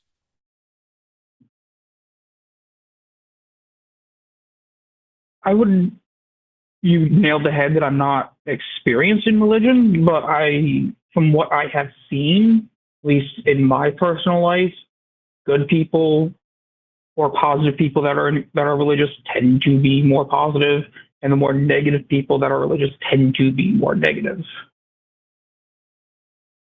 So do you think that there's any group for which that is not true?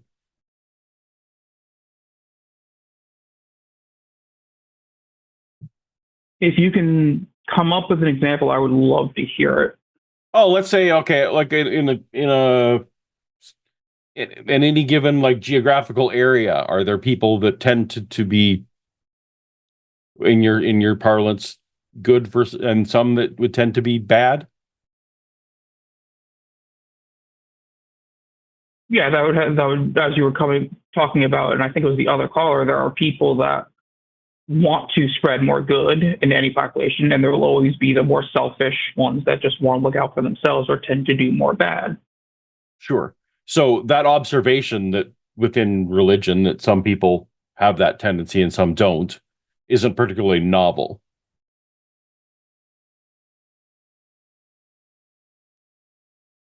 Explain, please. Well, I got lost in the phrasing. I apologize. That's fine. But you're trying to say that, within religion, some of the people, if I think what you're trying to say is even if you took the same group of people and religion wasn't a part of it, some of them would act altruistically and some of them wouldn't act altruistically. Correct. Okay, but I'm just saying that is true of any given. You could take any group of people based on any criteria you want, almost, right? And you'll find that some people act altruistically and some people won't. And so it's kind of, I apologize. It's just been, from what I've been seeing on the show, it seems like, again, I'm really bad at reading people, so this could entirely be my fault, but more of the blame is placed on religion because, yes, indoctrination is a thing, things of that nature. But at the end of the day, it is still a person's choice. So is it the religion? But okay, but do you think, Kyle, that religious teaching and indoctrination doesn't impact the choices that people make?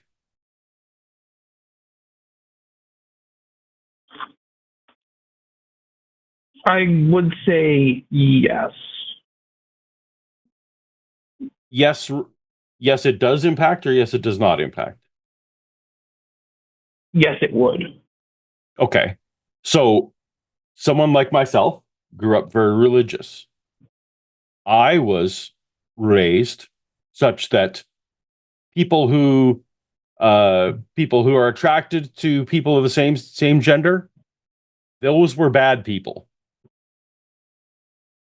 And I believed that for a long, long, long time.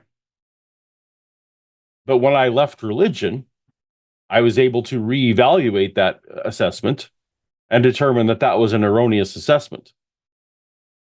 Do you think that I would have held that same prejudice against those people early in my life if no one had been teaching me that it was wrong?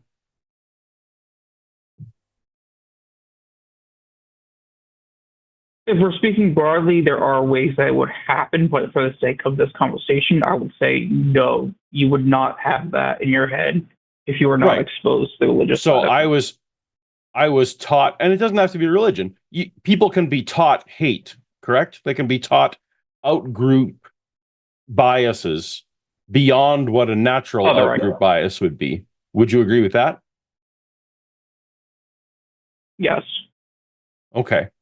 So religions can, just like any group could,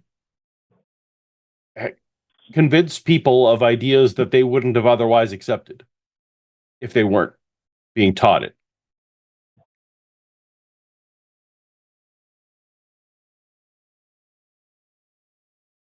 And I'll go the reverse. So sometimes people in prison or wherever, sometimes people do have a come to Jesus because they fear hell. And they curtail their negative behaviors because they think that there is someone who is going to punish them eternally later on. And so they actually withhold their bad behavior because of a religious idea. They think that they're going to be punished. Do you deny that is also true? So I take it you're bringing this up to kind of counter my earlier point where in the case of someone jailed and coming to Jesus, we have a more negative person using religion to kind of focus in on the more positive thing. Exactly. So you're countering my earlier statement. Okay. Exactly. Kyle, do you think maybe we could just settle this and say that religion, like any idea that humans come up with, can influence behavior, and people who are maybe by their nature or by their upbringing more selfish can be negatively influenced by religion or positively influenced by religion, and likewise people who are more inclined towards altruism can be influenced negatively or positively by religion too, right? Like this is a dynamic system of interaction of individuals, the choices that they make, and the way that they were born and raised. It's a pretty complicated matrix. Like I don't think we have to say it's always the religion or it's always the person. I think it's a little more I think it's too complicated to be able to ascribe it to one versus the other universally every single time.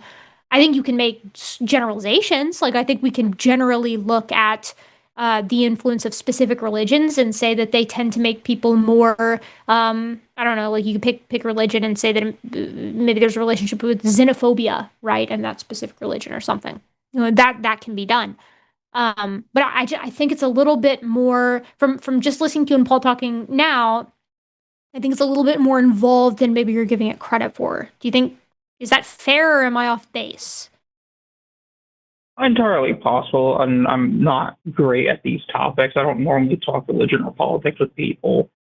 And I guess my idea was just I noticed there's a lot of hatred just based on, it could be religious, it could be political. So it's like, is it the external things that are causing all the bad, all the hatred, all this negativity? Or is it, in my mind, it's the person choosing to wield the knife, choosing to shoot the gun? It is their final choice, but it is being blamed on all these external factors, is how it. But there are aspects. Across the there are external factors that people can't control that influence the decisions that they'll make down the line. And again, that I'm not saying that to justify the acts that people commit, but to perhaps provide an explanation for them, or at least a more full explanation of them. So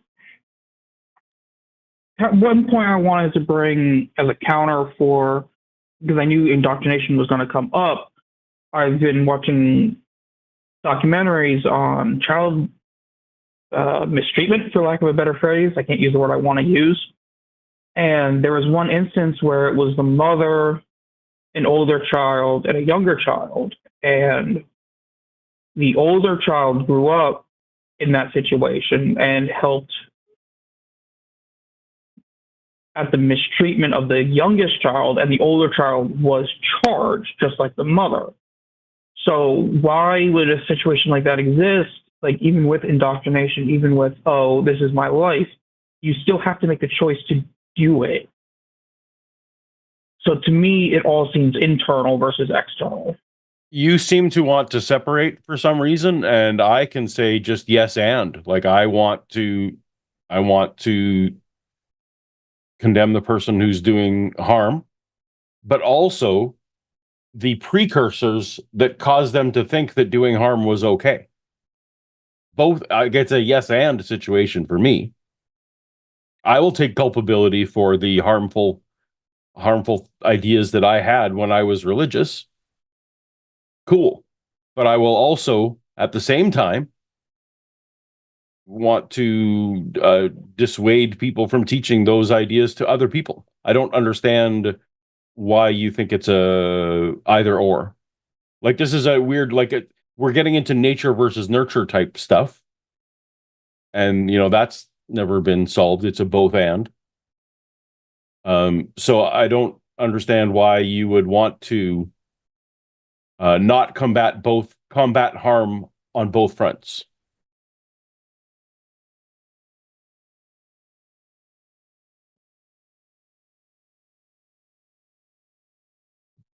I would say, as I said in the beginning, I think the core of it is just the person themselves making the decision. Like, I agree that there are external factors, but to me, it just seems like there's so much hatred across religion, across politics, across so many things, but there's no force deriving it. So why is it focused on all these external factors for this hatred, as opposed to looking at this is weird. Like, Kyle, do you think that we should be excited if I'm there trying was to make it clear as I can. I'm sorry. But let's take religion out of it. Like you talked about Mein Kampf, right? Like, let's say, do you think that if there was a group of people that were going around teaching Mein Kampf, and maybe they doesn't matter how many they're actually converting or whatever, but do you think that and teaching it as a positive, am I not within my purview to say, well, you know what? I'm going to go alongside the person teaching Mein Kampf as a positive outcome and point out that it is that instead of it being positive, that I think it is negative.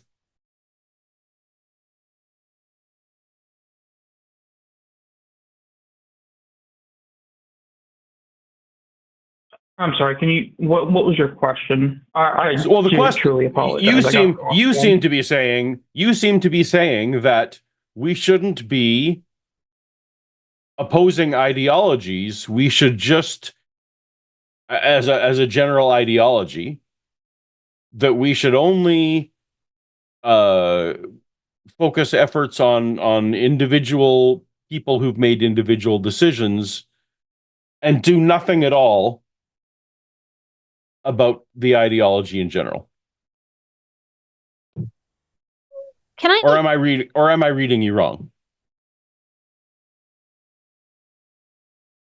Do you have something, ma'am? No. Sorry, I was going to say something, but what Paul asked kind of might answer it for me. So I'm interested in what you're going to say. I mean, yes, the external factors are important, but to me, like, you could have all this. You can read the Bible, you can read the Quran, you can read Mein Kampf, you can read all these things, but it's still your selective decision. Do you think that anyone on this channel is anything other than the marketplace of ideas? Do you think that we, in general, are not feeling like everyone should be able to make those decisions? I'm not trying to attack the channel. I'm sorry if I came across that way. You're not, actually. I'm just curious as to, you seem to be, from my perspective, saying, don't worry about ideologies.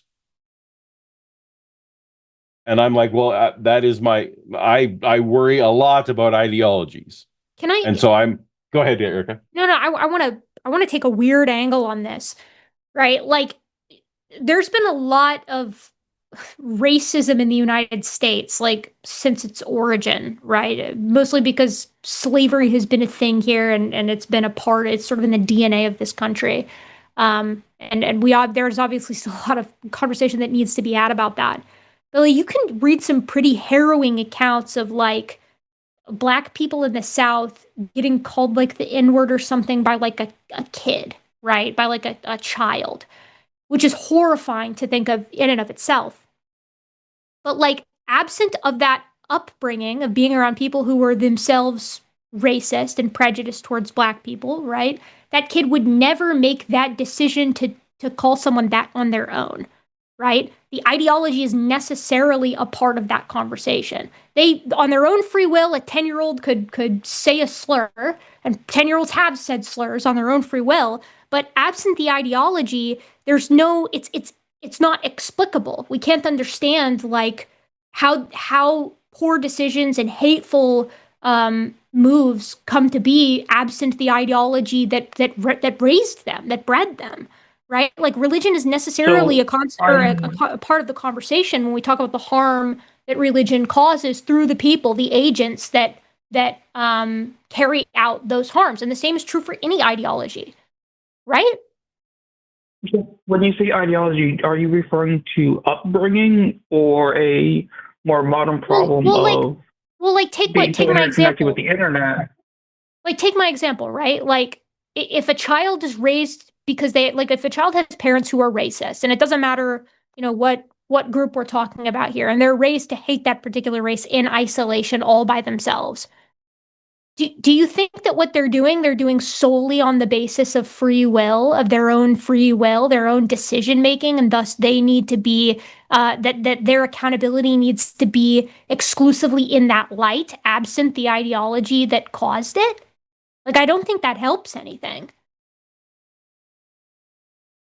I mean, you could still be raised in a hateful ideology, but not be a hateful person. You still have that route out. So it is still your decision to follow through. But was that a reason? The fact that someone could potentially overcome their the ideology they're being presented with, mean that you shouldn't? Well, some people figure this out on their own, so let's not combat the ideology. Is that what you're saying? No, I'm not. I'm not discounting the external factors, but at least how I've been having it bounce around in my head, it to me, looking at the system, it seems to fall on the shoulders of the individual because you can be exposed to anything, but it's still your choice to follow What through. does tell me how this practically affects anything? What does fall on the shoulders mean here? So I think we're kind of going around in circles now. That's my I think we are too, but I think we are too, Kyle. But I think the reason is because like Paul and I are trying to figure out practically what you're hoping to accomplish here, right? Like how would your shift into focusing on the people and their actions instead of the ideologies actually bear out in practice? What would that look like? How would that change things? And I think I'll speak for myself. I don't think it would help, right? Like I think that it needs to be taken into consideration, people's individual actions. And like, it's good that some people who are raised in hateful ideologies find their way out, but some people don't find their way out. And some people are helped out of it by people who understand that ideology and deconstruct it with that person, right? Like that matters too, I think. And from an from a utilitarian standpoint, I think that we kind of need a broad approach here. My goal wasn't so much to change things, it was to kind of obtain perspective. I like talking with people and learning how people think. As to the question of should ideology be totally ignored?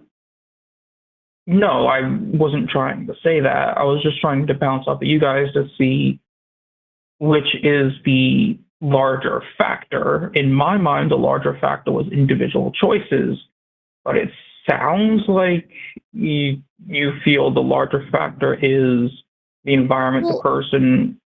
I'm saying larger, not only factor is the Kyle, ideology and the what Paul said is, and Paul said this like 20 minutes ago, but this is just a nature versus nurture conversation. And what we figured out decades ago is that nature and nurture work together to influence the person that an individual becomes, right? Like this is both play a role, and they don't always play the same ratio, right? Like the same ratio doesn't always play out. It depends. So like it seems kind of not helpful to me. Like I appreciate that you're trying to give perspective, and that's noted. But I think that one, I don't know any of the hosts on this channel that are saying explicitly that it's like always the religion and that we're taking the individual's choice out of it. I think we do talk a lot about ideologies or the ideological influence that religions have and that a religious upbringing has on an individual, but I don't think we like strip the free will of it, right? We're providing an explanation, not a justification for a lot of actions that we discuss here on this channel. But like, again, we're just talking about like, oh, is it more nature? Is it more nurture? And what I kind of feel like you're saying is it's probably more individual choice. It's probably more nature rather than the ideology that people are brought up in. And so we should focus on that instead. But like, again, this is just too varied a subject to pick a single lane, to pick a single approach and say, this is the one we should go with. I think that's all I have to add, because I think you're right. I think we were going in circles. Just one last thing. I wanted to touch on one topic we skimmed past. When I said that people will use religion as a tool. So yes, nature versus nurture, but now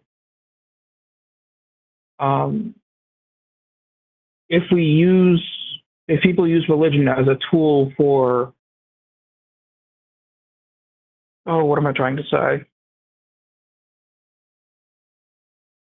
How would people that use religion as a tool to justify their actions, is that still nurture, or is that still just them, for lack of a better phrase, using it as an excuse to justify them doing the bad things that the person wants to do? It depends on the person. That's case by case. Okay. There Well, are thank you for your absolutely time. I apologize. yeah, no, that's worries. And I just to affirm what you're saying, there are absolutely people that just want to do a certain thing and find an ideology that lets them do that thing. Of course. So yeah. All right, thanks, Kyle. I apologize. The idea for the don't call went apologize, so much man. better in my head. No, dude, don't worry about it. Like you did fine. Like you call into the show to like pose your ideas to us, and then we're skeptical of them and try to poke holes on them. Like it went exactly how it should go. And like, if you want to take time and like square some of the circles here and then call us back, happy to do it, happy to work through it again. You did fine. Really, honestly, Paul and I have been doing this show for a while. You are nowhere. This is nowhere near the worst call that I've had. Not even in like the bottom 50%, I would say. So you're all good. I've had 8 worse calls this weekend. So Yeah. you know. All right. Thank you so much for your time. Thank you for taking my call. Thanks, Kyle. No problem. Bye bye. All right. Shall we super chat it up? I suppose so. I suppose Let's we do should. it. I know we're going to have so many awesome super chats, and none of them are going to make me mad at all because our chat is amazing and they never do anything wrong that makes As long as they're not advocating coffee tables. Wow, interesting. Oh, hey, how about you read this one first? $5 from Legally Mod. Thank you, Mod. Hashtag Team Coffee Table. I can't get behind that. All right. Paul, do you ever get the feeling that the majority of the revenue for this entire YouTube channel comes from just chat intentionally trying to give the hosts ulcers out of rage? I believe that is how Jimmy designed it. I think he designed it that way on purpose. I believe so. And we've all been hired as, to take this abuse. This is the eternal conscious torment here. That's correct. Jimmy is the intelligent designer, and this is us undergoing the eternal conscious torment. Absolutely. Speaking of which, if it isn't my favorite brony, 5 pounds from Mystic Mind Analysis, Argentina is colder than people realize. I saw that it was you, so I wasn't about to say, oh, really? I didn't know that. In fact, it's bordering on Chile. Hashtag puns for Erika, hashtag haunted by a brony, hashtag NB dad jokes. That's just so great. That's just so great, Mystic Mind Analysis. I've been training my grip strength here during these kinds of shows so that when I finally encounter you people in person, I can snap them more easily. It's a genius idea. I need to get myself some of those. Yeah, that's amazing. That's a genius idea. I love it.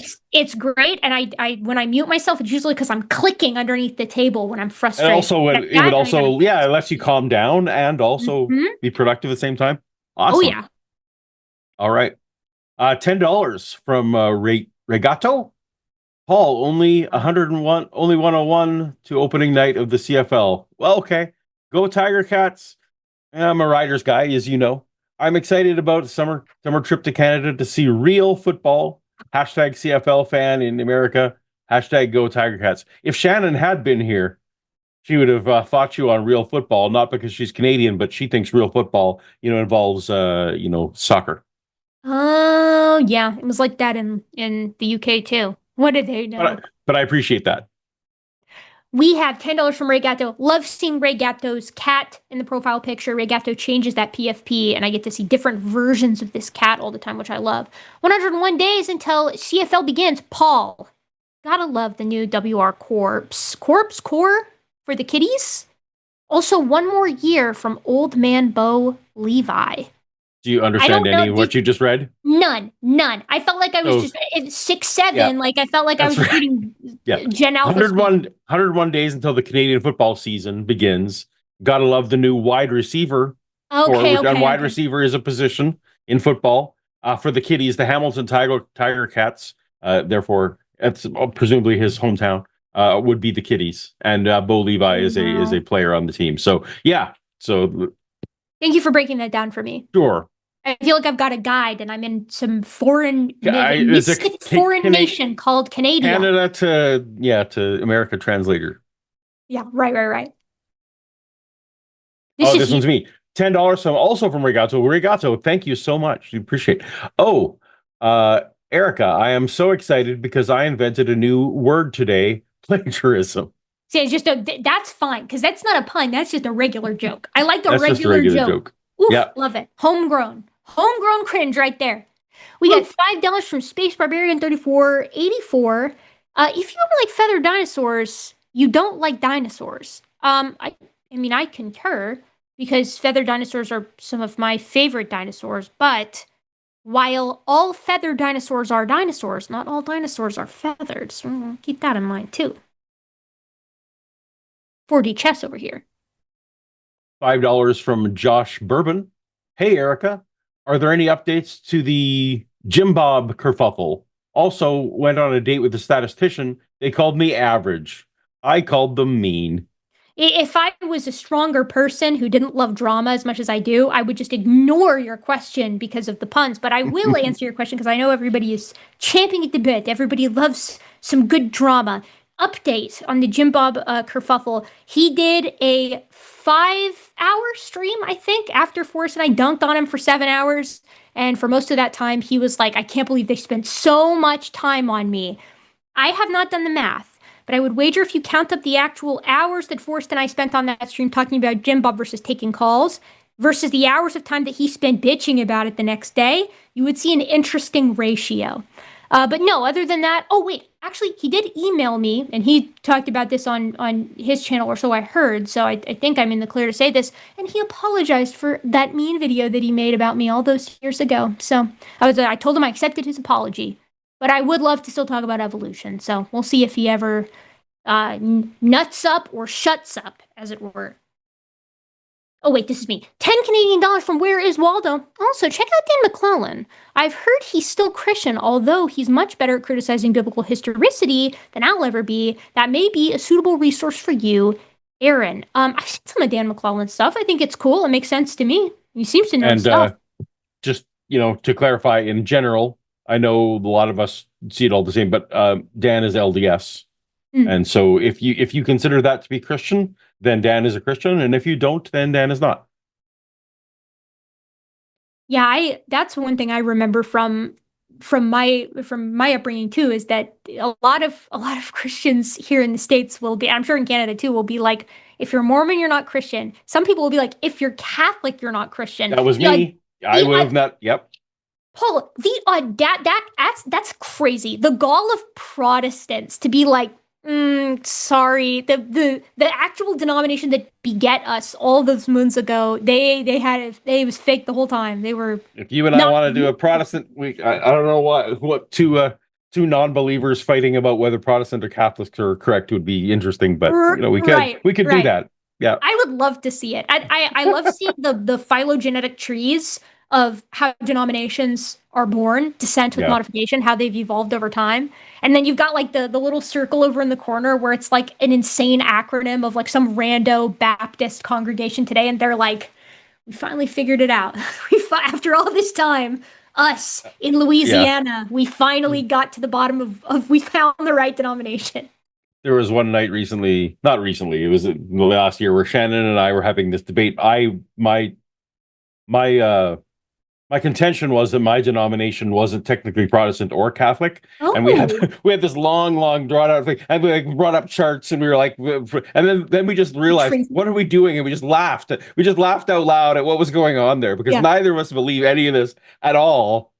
Yeah, but we were anyway. You know what though? To be fair, I've had people in my comment section sometimes. This is a related topic in my comment section, or like, you don't believe in creationism. Why do you spend so much time talking about it? Because I love to. I think it's so interesting and it's fun. Like, I'm allowed to have interests. Can't the girl have hobbies?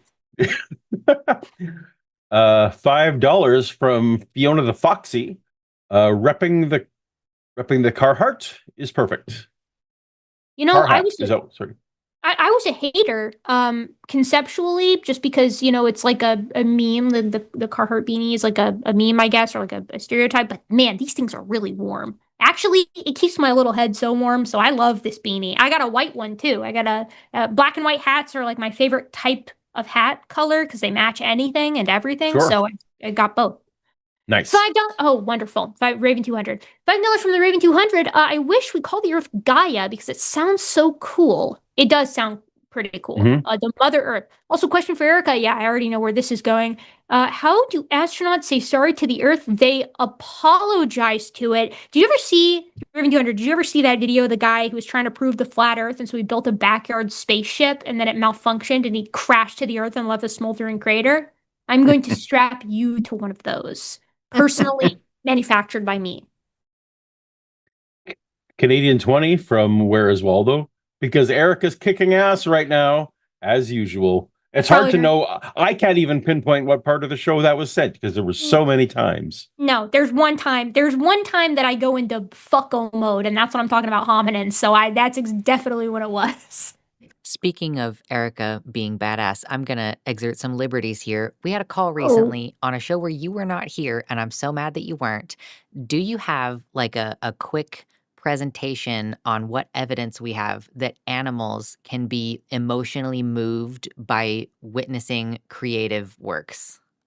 Yes, watch my video. Humans aren't special, we're rare, and I talk about that around in the middle point of that. It's actually one of my favorite videos that I've made about the non uniqueness of humans in general, because I think I think Darwin, because people talk a lot about how like evolutionists are worshiping the ground that Darwin walks on, and a lot of people will be like, no, Darwin's not our god, we don't care. I gotta be honest, I kind of stand the guy. I've read a lot of his stuff. Like I finally went back, I've like read Origin, I read Descent, like they're annotated on my bookshelf. I really enjoy. I think he's a funny guy. I think he's interesting. He has his flaws because he's a guy from the 1800s, but he put it better than anybody else.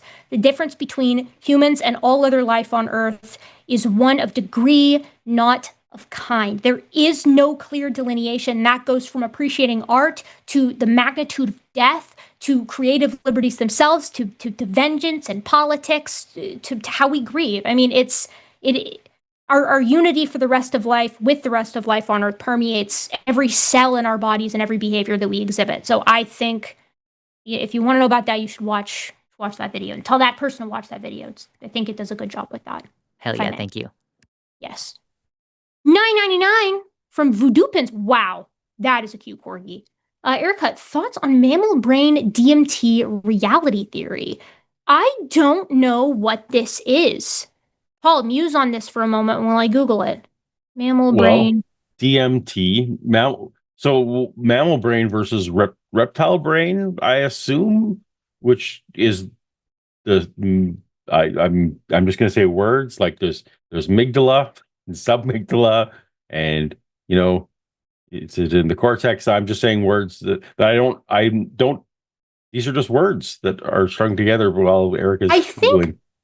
So I think what this is getting at, correct me if I'm wrong, Voodoo Pins, if I'm like totally botching this, I think maybe one of the ideas that this is getting at here is that DMT, or the natural production of DMT, might be unique to the neocortex, the mammalian neocortex, and that might influence how we perceive reality and why mammals have, lead these complicated lives, and maybe that's what gives mammals an edge. If that's the case, if that's what you're getting at here, and again, I Googled for like 20 seconds, so I could be totally off base on this. I disagree, because one thing that's really cool about complicated brains is that we've seen them evolve convergently and function in many other clades, in many other lineages of organisms, in unique ways that achieve the same goal. So there's a corvid, or rather I should say, this includes like parrots as well, neocortex. It's not the mammalian neocortex, or the higher brain, if you will, but it's the bird, the crow, parrot version of the neocortex that's wired in a really similar way, but evolved completely on its own. If memory serves, there's a similar version for cephalopods, I think. So I would disagree that mammals have an edge there, because I don't think, maybe someone has tested whether or not corvids release their own DMT, like at death, or at any point in their life, but if they have, I don't know about it. Anyways. $4.99 from CLI 4068. I can't stand the word empathy. Actually, I think empathy is a made-up New Age term, that it does a lot of damage. Kirk, everything that helps everyone is evil now. So I don't know if you're being ironic about this. I think this is so okay. somebody in the comments, correct me if I'm wrong, but I believe the late Charlie Kirk had spoken on like how empathy, I think that's a quote from Charlie Kirk. Oh, that empathy yeah, is a yeah. new age term Okay. that does a lot of damage. I think Charlie Kirk said that is what this I mean, is. I would just comment that every term is a made-up term. And also empathy exists in other animals, so. Right, yeah, like okay. 999 from Vidupins, meaning DMT evolved as a neurotransmitter system for mammals to perceive reality around them. I'm giving myself snaps for that because I was close. I was close with that. What I already said, it's an interesting hypothesis, but I think to support it, you would need to show that there is an analogous chemical, or neurotransmitter rather. I guess neurotransmitters are chemicals, but an analogous system to explain why we see similar sociality and capabilities in things like corvids or great parrots, who are not mammals. So maybe, but pending. $5 from HTZ1125235. Is there a way, either scientifically or through biblical study, to determine how warm Luke was? Wait, I don't get this. Explain this to me. Lukewarm as a temperature. Gross. That's irritating to me. $5 from Ignatius Aced. I'll translate Tim's call. Aren't you worried that once we stop oppressing brown people, they will oppress us? I'm such an oppressed white man. I think if you said that to him, he would not be happy. I don't think that this joke could go over well with Tim. I really don't. I don't know. Like I find that conservatives, this is going to be a broad statement, maybe I'm going to piss some people off. I find that conservatives are very often motivated by fear. Like that fear is the primary motivating factor for why we shouldn't help somebody. Maybe I'm being unfair. 10 Canadian dollars from Where is Waldo? Wait, is this one me? Am I reading this one? This was supposed to be me, but I think I've lost track. I don't know. Go. 10 Canadian dollars from Where is Waldo? Here's a question. Is anyone a freeloader if we use the profits of all big corporations to provide universal basic income instead of letting a few capitalist class freeloaders hoard trillions? Yes, an excellent point. I will, again, like this whole thing, no one in Canada died. No one in medical bankruptcy is not a thing that anyone has here, for example. And while I lived in California and my taxes were lower than they are now, even though I lived in the Bay Area where taxes are crazy high, they're still lower than here. I'm happy to pay them because you know what? I am a YouTuber who doesn't have medical insurance. And yet I get the same medical attention as anyone because my taxes, which I happily pay. Anyway, all that to say, yes. And the amount of welfare, the amount of money that Elon Musk has taken out of the government, for example, eclipses anything that could be done with social programs. He straight up single-handedly killed doctoral science in the United States, by the way, right? Like his Doge and their recommendation of slashing in half the NIH and the NSF, the grant that funded I can't be clear enough about this. The grant that funded every single project, right? Well, that's being a little bit hyperbolic. The overwhelming majority of the projects of people that I know who've graduated with doctorates over the past 5 years that I've been doing my doctorate, the NSF, the DDRIG, NSF grant, that grant is gone. It doesn't exist anymore. There's no money for graduate students to apply separately to a specific graduate student style pool because the NSF was slashed so mercilessly, right? Basic research is destroyed in the United States. That guy did more, the Mr. Science Man, Mr. Let's Go to Mars, did more harm to science than I truly believe this, than any single individual ever has levied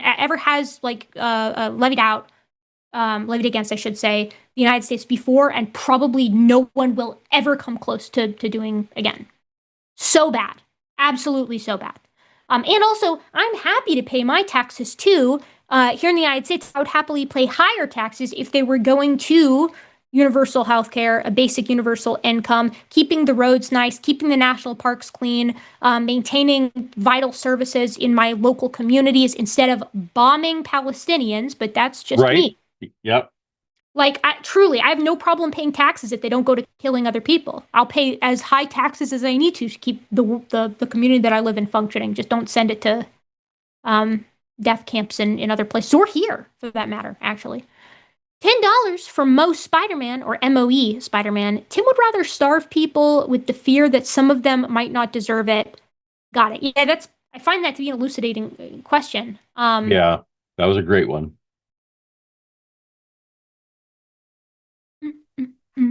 Next super chat. This one's you.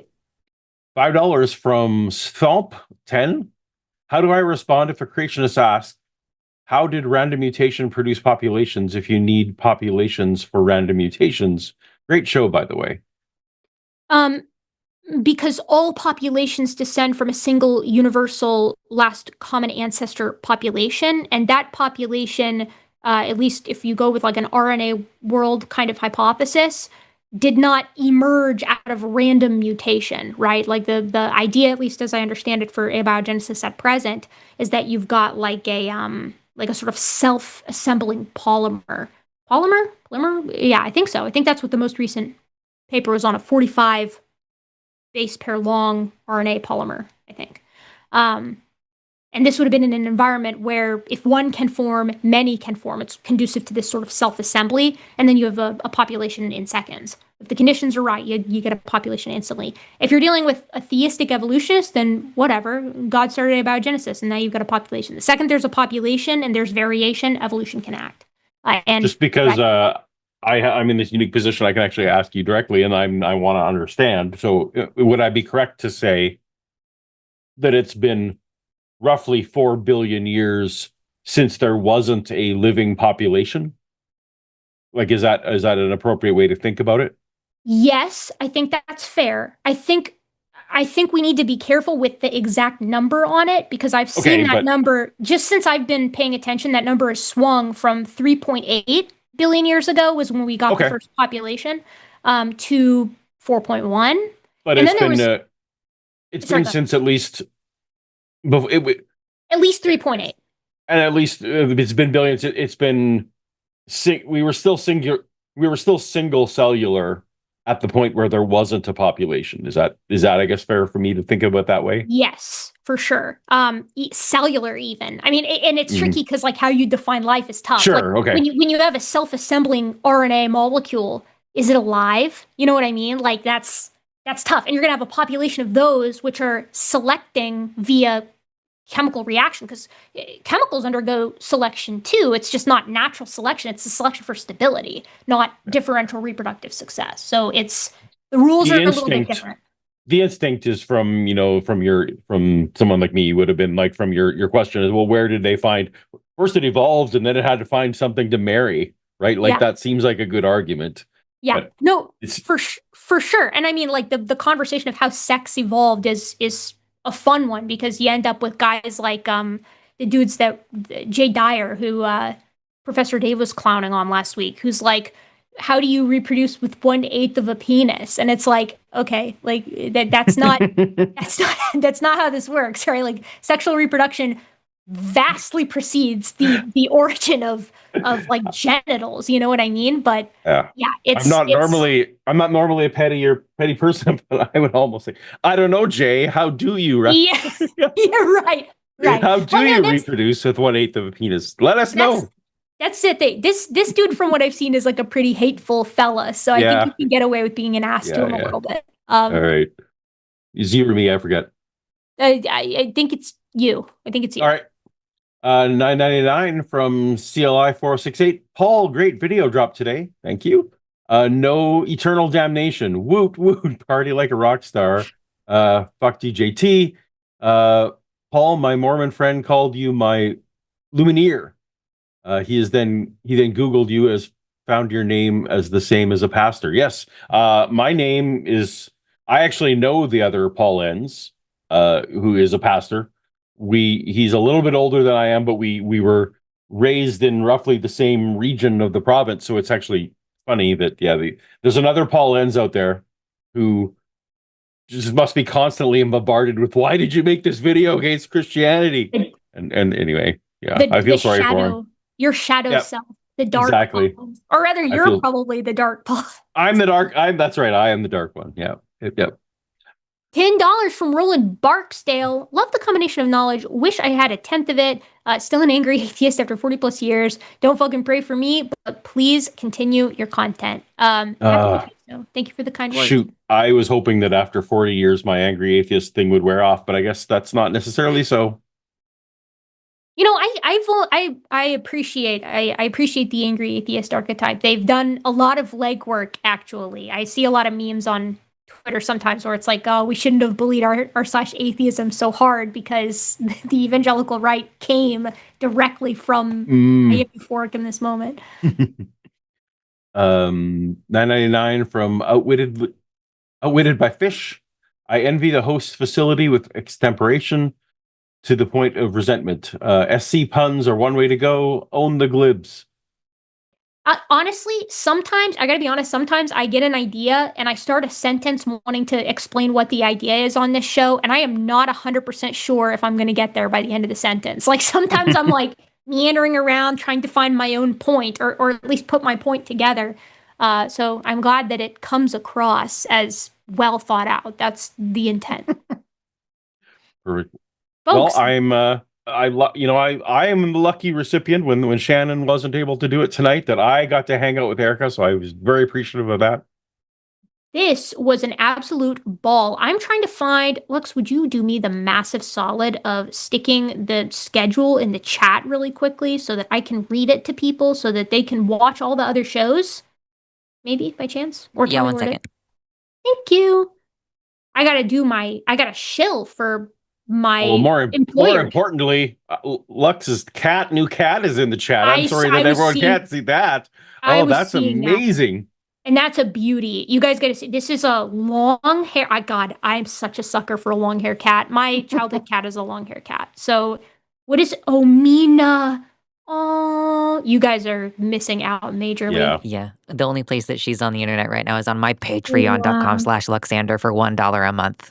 And she is snuggling in this blanket, in this sheet that she's on. She's like cuddled in.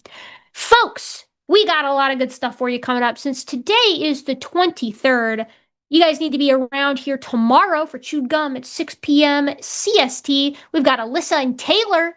Then the following day, we got The Hang Up, also at 6 p.m. with Matt Dillahunty and Sydney, it looks like. For now, maybe? We'll see. Then we got the Transatlantic Colin Show on the 26th. That's on Thursday, I believe. Yeah, that's on Thursday. With Lux and Riverboat Jack. Then we got a Cus I Wanna, but no one is scheduled for it, so we'll see if that materializes. Then on Friday, we got a Cus I Wanna with Justin and Thinker, 6 p.m. CST. And then we got the Sunday. On Saturday. Oh, wait, that one's on Saturday. Oh, yeah, because we don't do friendship. On Saturday, sorry, Cus I Wanna.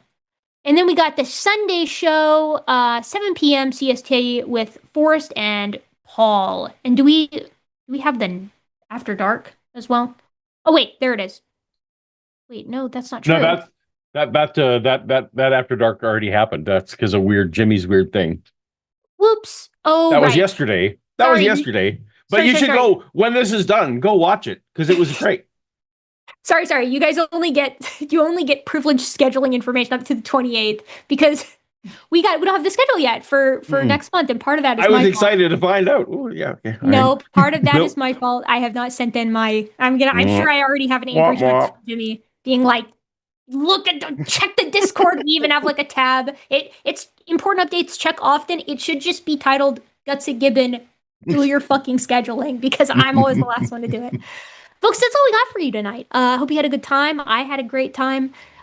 Please make sure to support the channel if you like this kind of thing. That's like liking, commenting, subscribing. Helps the channel, helps us make the show. It helps pay the hosts and our wonderful producers. Thank you to everybody who does our behind-the-scenes stuff. Thanks to Lux and staff.